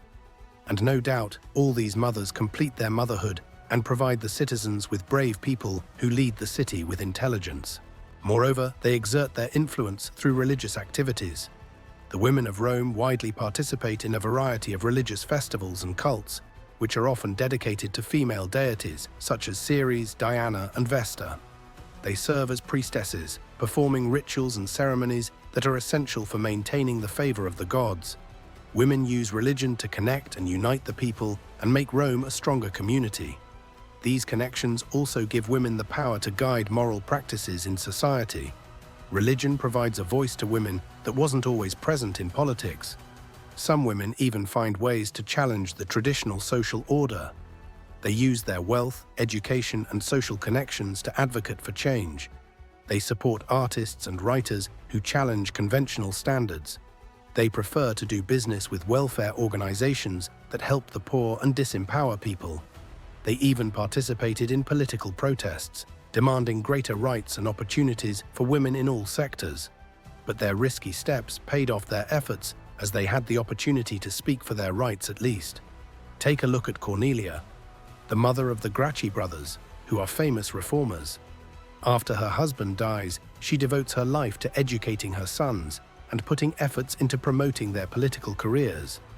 She is known for her intelligence, her power of speech, and her unlimited support to her sons, making her the ideal mother and woman as well.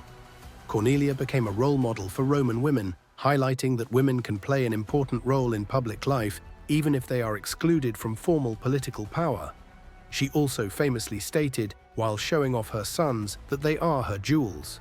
Move to Fulvia, the wife of Mark Antony. She is a woman of great ambition and political intelligence. After her husband's death, she takes control of his political division and leads a revolution against Octavian. She raises armies, coins money, and even commands soldiers in battle. So Fulvia highlights that women are capable of playing an important role in Roman politics, even in the middle of the civil war. Overall, she becomes a perfect example of female strength despite her flaws. Then there is Messalina, the wife of Emperor Claudius. She is known for her beauty, intelligence, and her scandalous behavior. She engages in multiple affairs, goes against her husband, and even participates in public hustling. Her actions shock Roman society, and she becomes the symbol of immorality and corruption. Her story serves as a cautionary tale and reminds the citizens of the dangers of unchecked female ambition. The women written in the history books are those who belong to the elite class or outliers. These women only show a portion of the millions who are Roman citizens. At the same time, the majority of Roman women work within the home. It is hard work for them, as only a few homes have modern appliances at that time. It is right to say that the average poor woman faces more difficulties and limitations than the rich one. But instead of these limitations, they find different ways to make their voice heard, such as they write letters, poems, and philosophical agreements. They commission works of art that reflect their values and beliefs. Also, they participate in public debates, expressing their opinions on a variety of issues. They use their words and actions to shape the cultural and intellectual lands of their times. Even without a vote, Roman women leave an immortal mark on the world. As the Romans continue to develop, the role of women is increasingly affected by society. With the rise of Christianity, women get new opportunities for religious leadership and spiritual appearance. They become nuns, deaconesses, and saints, playing an important role in the spread of Christianity throughout the Roman world. Christian women are still restricted, but in a different way from the pagan women before them. Roman women became a force in the Roman Empire. They adjusted and found work. However, Christianity also brings new limitations on female sexuality and behavior. Christian writers highlight the importance of morality, fairness, and obedience. They condemn female vanity, ambition, and independence. Christian women are encouraged to focus on prayer, charity, and household duties. The story of women in ancient Rome is a story of mystery and difficulties. It's a story of power and powerlessness, of freedom and limitation. It's a story that challenges our assumptions about gender, power, and the nature of history itself.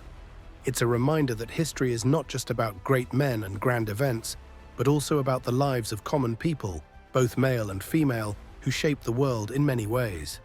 There are some powerful women in the imperial empire whose stories and achievements are passed down through future generations. While some women are still mysterious, all these stories built Rome. We have explored the great figures who shaped Rome's destiny, the emperors, the senators, the generals, and the women. But we have also tried to give a voice to the common people whose lives were touched by the Roman experience. Thus, women's different roles provide a deeper understanding of history, highlighting their often overlooked contribution. The dream of Rome's fall is an interesting one. So what were the reasons behind the fall of the powerful Roman Empire? Did the empire's structure and laws sow the seeds of its fall? What choices did Rome make to seal its fate? Were external forces like barbarian invasions or internal conflicts bringing it to its knees? Rome's humble beginning from a small village to its conversion to the Byzantine Empire and its fall provides a view of how political corruption and weak leadership can weaken a powerful civilization. So what exactly led to Rome's downfall? What mistakes sealed its fate? Because it's the time to face the inevitable, the downfall of the Roman Empire. It is not a sudden earthquake, but a slow step down toward the fall. We can also say that its destiny-planned steps contributed to the collapse of the Roman Empire. It's a death by 1,000 cuts. It's a superpower, a civilization that has dominated the world for centuries, not simply fade away. There is not a single cause. It's a list of causes and situations that brought Rome to its knees.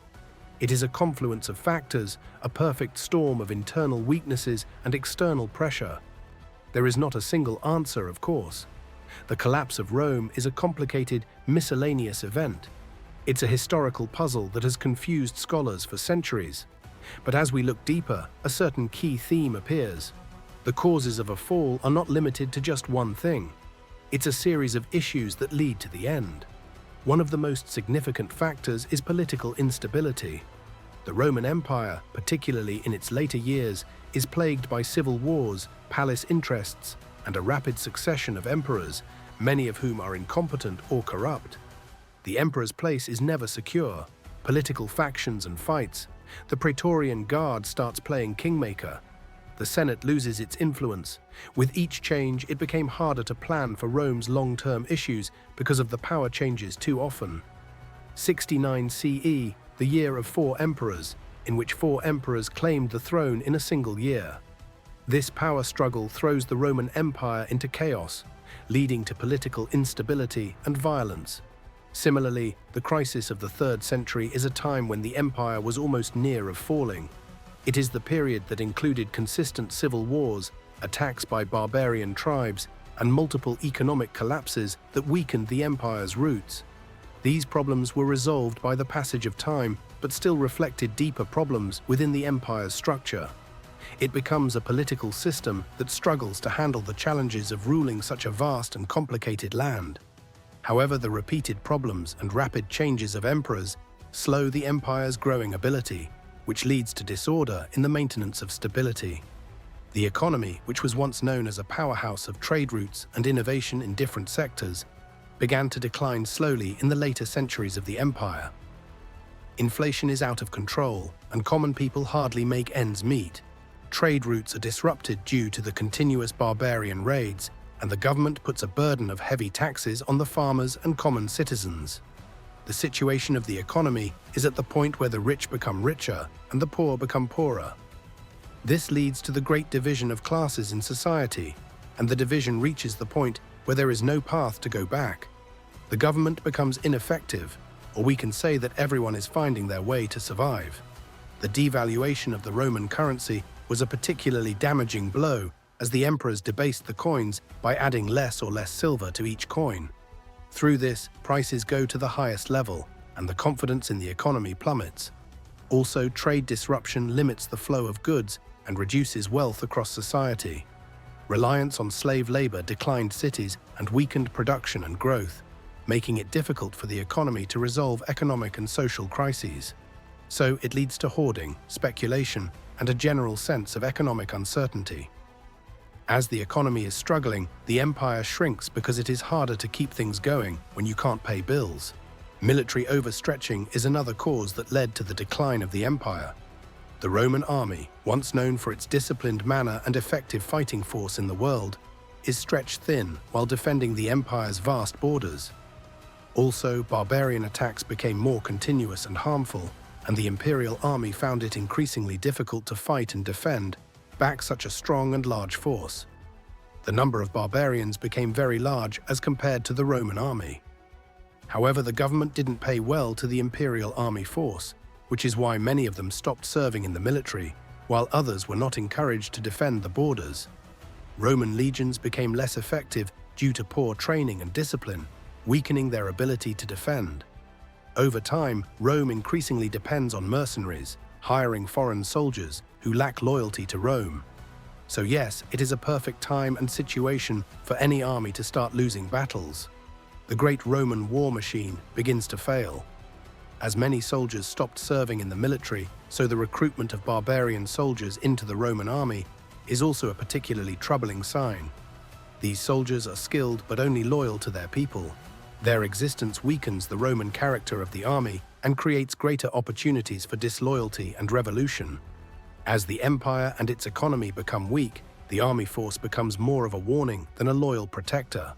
Additionally, environmental changes also play a significant role in the downfall of Rome. Seems like nature gives a sign before it falls. Logging, soil waste, and climate change all took part in the decline of the Roman Empire. As lands become less fertile, food production decreases, and the agriculture sector becomes less productive, leading to food shortages and social unrest. It seems like little things, but they make a huge difference at the end of the day. The impact of increasing disease cannot be ignored and plays a vital role in the collapse of the empire. The Antonine Plague in the 2nd century CE and the Plague of Cyprian in the 3rd century CE decimated the imperial population, weakening the empire's economy and military as well. These plagues are particularly devastating in urban centers, where disease spreads rapidly due to fewer facilities. The disease makes everything else worse. It hits all the parts of Rome that are already struggling and takes away the ability of Rome to fight back. However, the most indirect factor of the empire's fall is civic morality. As the Roman Empire grows wealthier and more corrupt, its citizens become less willing to sacrifice for the common good. Corruption becomes out of control, and the pursuit of personal fame and pleasure takes precedence over public service. Also, Rome gradually lost its traditional values such as virtue, courage, and excellence, pietas, duty and loyalty, and gravitas, seriousness and responsibility. As the empire expanded, it faced internal struggle. Wealth and luxury from conquered lands lead to greed and corruption, weakening the moral foundation of the society. Over time, key values, which once gave direction to Rome's leaders and citizens, became less important, helping the empire's fall in its unity and strength. So the Romans became more self-centered and greedy. They lost the vision of their ideals that once made Rome a symbol of greatness. Overall, the loss of traditional values and corruption make things more confusing, and now it's harder for people to believe in any emperor. Moreover, the rise of Christianity is another factor, making it difficult for the empire to stand. While Christianity provides a new source of moral direction and social unity, it also challenges traditional Roman beliefs and practices. It's not that Christianity is unfair, but it takes away Rome from its foundation, and people stop honoring the old Rome. However, Emperor Constantine's conversion to Christianity in the 4th century proved to be a turning point. Christianity rose to become the state religion and gradually replaced the traditional Roman temple. So its influence completely and moving belief systems remained difficult to measure, yet contributed to the fall of the empire. Also, the partition of the Roman Empire into western and eastern parts in 395 CE is another critical moment.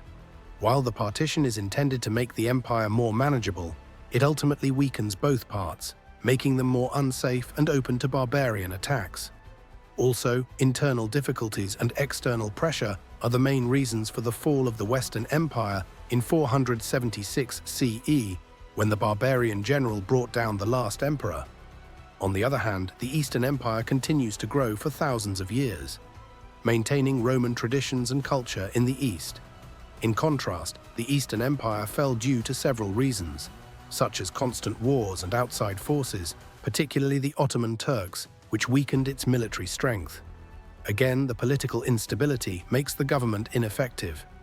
Economic problems and heavy taxes reduce trade and also affect the empire's finances. Also, the religious separation helped to bring on internal conflict. And finally, the fall of Constantinople took place in 1453. But the story of Rome is not only about disasters, but it also speaks of the incredible strength, inspiring change, and lasting legacy that continues to echo across the centuries. Even in its twilight, Rome produces thinkers, artists, and leaders. The sounds of Roman law, architecture, language, and political ideas continue to shape our modern world.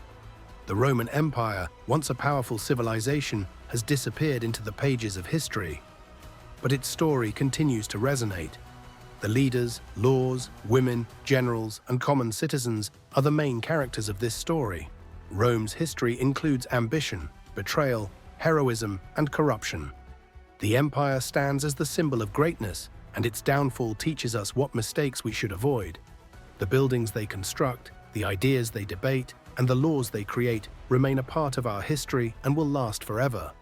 The past can be a mirror where we can see ourselves more clearly. We can conclude that Rome's influence continues to influence not through armies, but through ideas. Rome may fall, but its legacy is alive. Do you see its marks in our laws, architecture, and politics today? Rome, a city of ambition, inspiration, and legacy, has completely fallen. No emperor or general is left to rule the city. The name of fame, success, and prosperity is buried below its land. But is that truly the end? Does the fall of the Roman Empire mean the complete disappearance of imperial influence? Absolutely not. The story continues. The Byzantine, its legacy, and the legacy of old Rome still live. The world we live in today is built on the foundation that the Romans laid. From the language we speak to the laws that govern us, the impact of Rome is everywhere. The past is never dead. It whispers in our laws, it sounds in our architecture, and it shapes the way we think. Even if we forget the fighters' and emperors' legacy, it is still the idea of experiencing the power of a civilization that continues to shape our world. So let's take a look at the hidden historical legacy that surrounds us every day. What legacy does Rome leave behind? It is more than just disasters and multiple legends who have ruled the city. It's not only a framework, but also a set of ideas and practices that have significantly impacted the development and growth of Western civilization and continue to sound in the 21st century. We still don't realize it, but Rome's legacy provides the foundation upon which today's societies are built, the laws and rights of citizens through which we live peacefully. So let's start with the law. The Latins are the masters of the law, creating a balanced legal system that is both practical and philosophical. Roman law is not just a set of rules, but it's a way we think about justice, human rights, and the relationship between the citizens and the state. The Corpus Juris Civilis, made under Justinian, became the foundation of the legal law system across Europe. Today, imperial laws can be found in many legal codes around the world. Concepts like due process, the presumptions of innocence, and the right to a fair trial, all these rights have been produced in historical legal thought. Lawyers still study historical laws and get information about fundamental legal principles. For example, in the landmark case, Miranda v. Arizona, 1996, these rights ensure that individuals are informed of their rights to remain silent and their right to an attorney. This practice is rooted in the Roman law principle of presuming innocence. International law, contract law, and property law all owe a debt to the legal innovative principles of the imperialists. It is proof of their intelligence that their legal system continues to be relevant and serve people after so long. The phrase, "I plead the fifth," is directly related to these Roman legal concepts and an effective legal system. Then its governance. The Roman Republic. Its elected officials, the Senate, and assemblies provided a representative model that has influenced political thought on public service roles. The idea of a government based on the consent of the governed, of citizens participating in the political process, is a different historical contribution to political thought. The US Senate, for instance, takes its name and inspiration directly from the Imperial Senate. It is argued that it is more than just an inspiration, as many rules and procedures are directly copied from the Roman Senate. For instance, the UK Senate's connection to the Roman Senate is its practice of the filibuster, where senators can prolong debate to delay or prevent a vote on legislation. This sounds like the lengthy and strategic debate that characterized the Roman Senate, where orators like Cicero would deliver extensive speeches that sway opinions and influence decisions. Instead of its autocratic tendencies, the Roman Empire leaves a lasting influence on governance. The concept of a centralized state with a professional bureaucracy and a standing army was found and refined by the citizens. Also, the idea of a universal citizen, bringing people together who come from different cultures and backgrounds under a single and legal political framework, is a Western innovation. The imperial way of ruling has significantly impacted modern countries with their organized governments and administrations, and promises to serve all the citizens equally. It is not just about practices and structures. Roman society also provided us with a set of values and ideals that continue to shape our modern political structure. Concepts like the public thing, virtue, dignity, and seriousness are central to political beliefs. The Romans believed that citizens had a duty to uphold laws, follow them, and help maintain order in the state. These values, often idealized and imperfectly practiced, and promote a balanced society, also continue to inspire both political leaders and citizens. Let's move to its architecture. Rome's architecture is also characterized by its grandeur. It practically highlights public work. The Romans built roads, bridges, aqueducts, and public baths on a scale that had never been seen before in the ancient world. They use concrete, arches, and domes to create structures that are both functionally and aesthetically impressive and stay strong for a long time. Imperial buildings are more than just about aesthetics and wonder. It is a good source for making a long-term investment in the infrastructure that benefited many people of that time. Today, Roman architectural influences can be seen in our buildings around the world. Government buildings, museums, universities, and libraries often combine with classical architectural elements such as columns, domes, and arches. The use of concrete, introduced by the citizens, remains a standard construction material. Modern engineers still study Western engineering tricks and techniques, marveling at the interest and durability of Roman structures. If you look at the design of Thomas Jefferson's Monticello, you can witness that its neoclassical style with columns and a central dome is inspired by Roman architecture, particularly the Pantheon. Moreover, ancient Rome's urban planning had a lasting influence on today's world. Western cities are typically laid out on a grid pattern, with straight streets, public squares, and well-defined neighborhoods. This model of urban planning has influenced the design of cities around the world, from Washington to DC to Buenos Aires. The idea of creating planned communities designated for residential, commercial, and public use owes a debt to Roman urban planning principles. Overall, it's all about efficiency, intelligence, and planning. Also, if we look into imperial culture, Roman culture is a blend of indigenous traditions and influences from other parts of the ancient world, specifically Greece.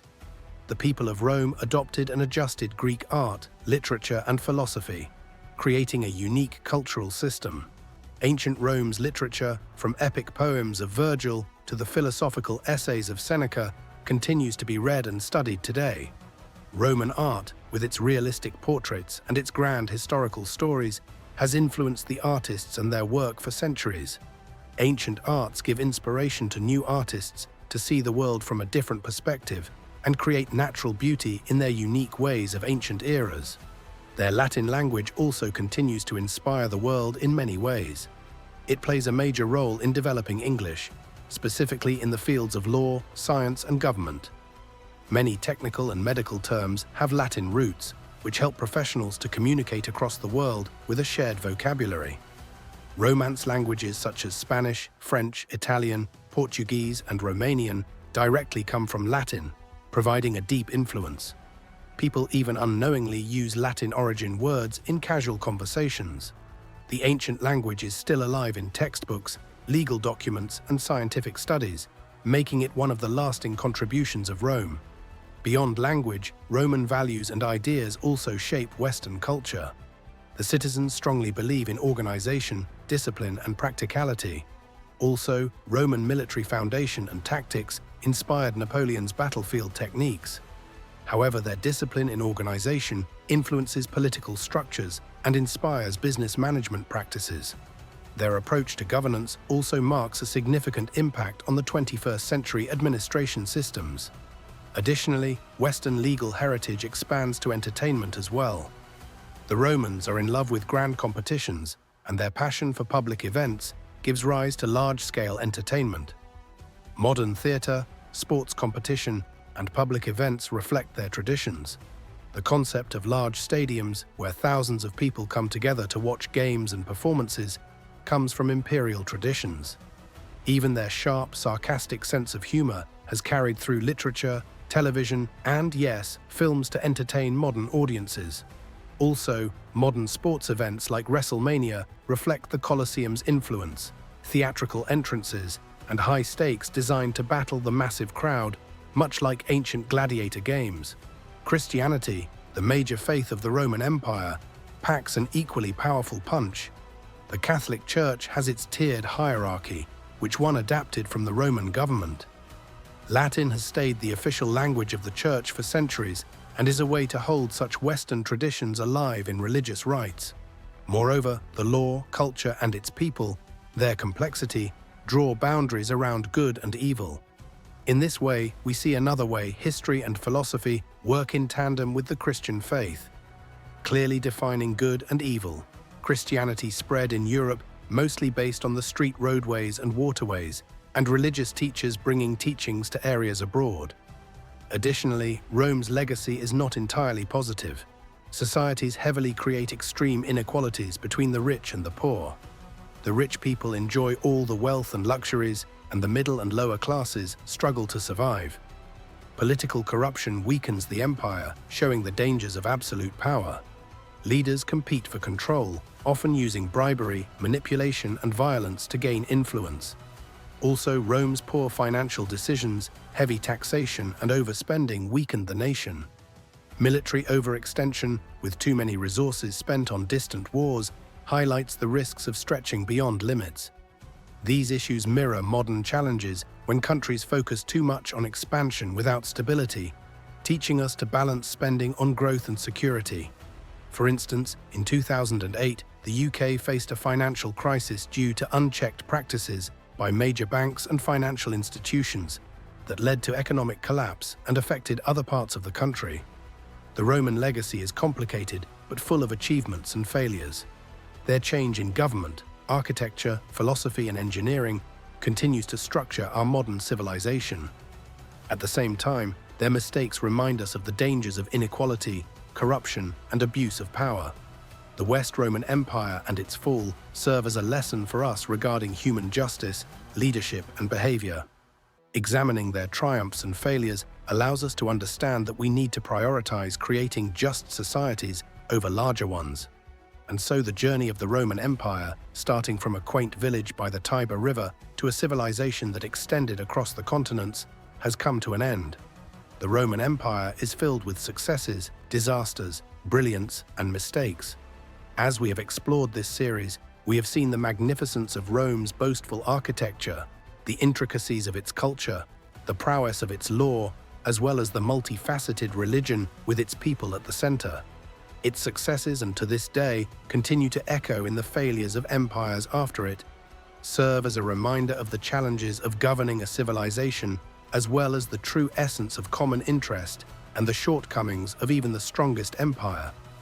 Stones may fall in Rome, but the spirit of change, the pursuit of equity, and the notion of a better life for many is a flame that is not extinguished. It is now our responsibility to learn from every single victory and failure, and draft a dream where people can find rest in equity, and justice no longer becomes a word caged in a dictionary.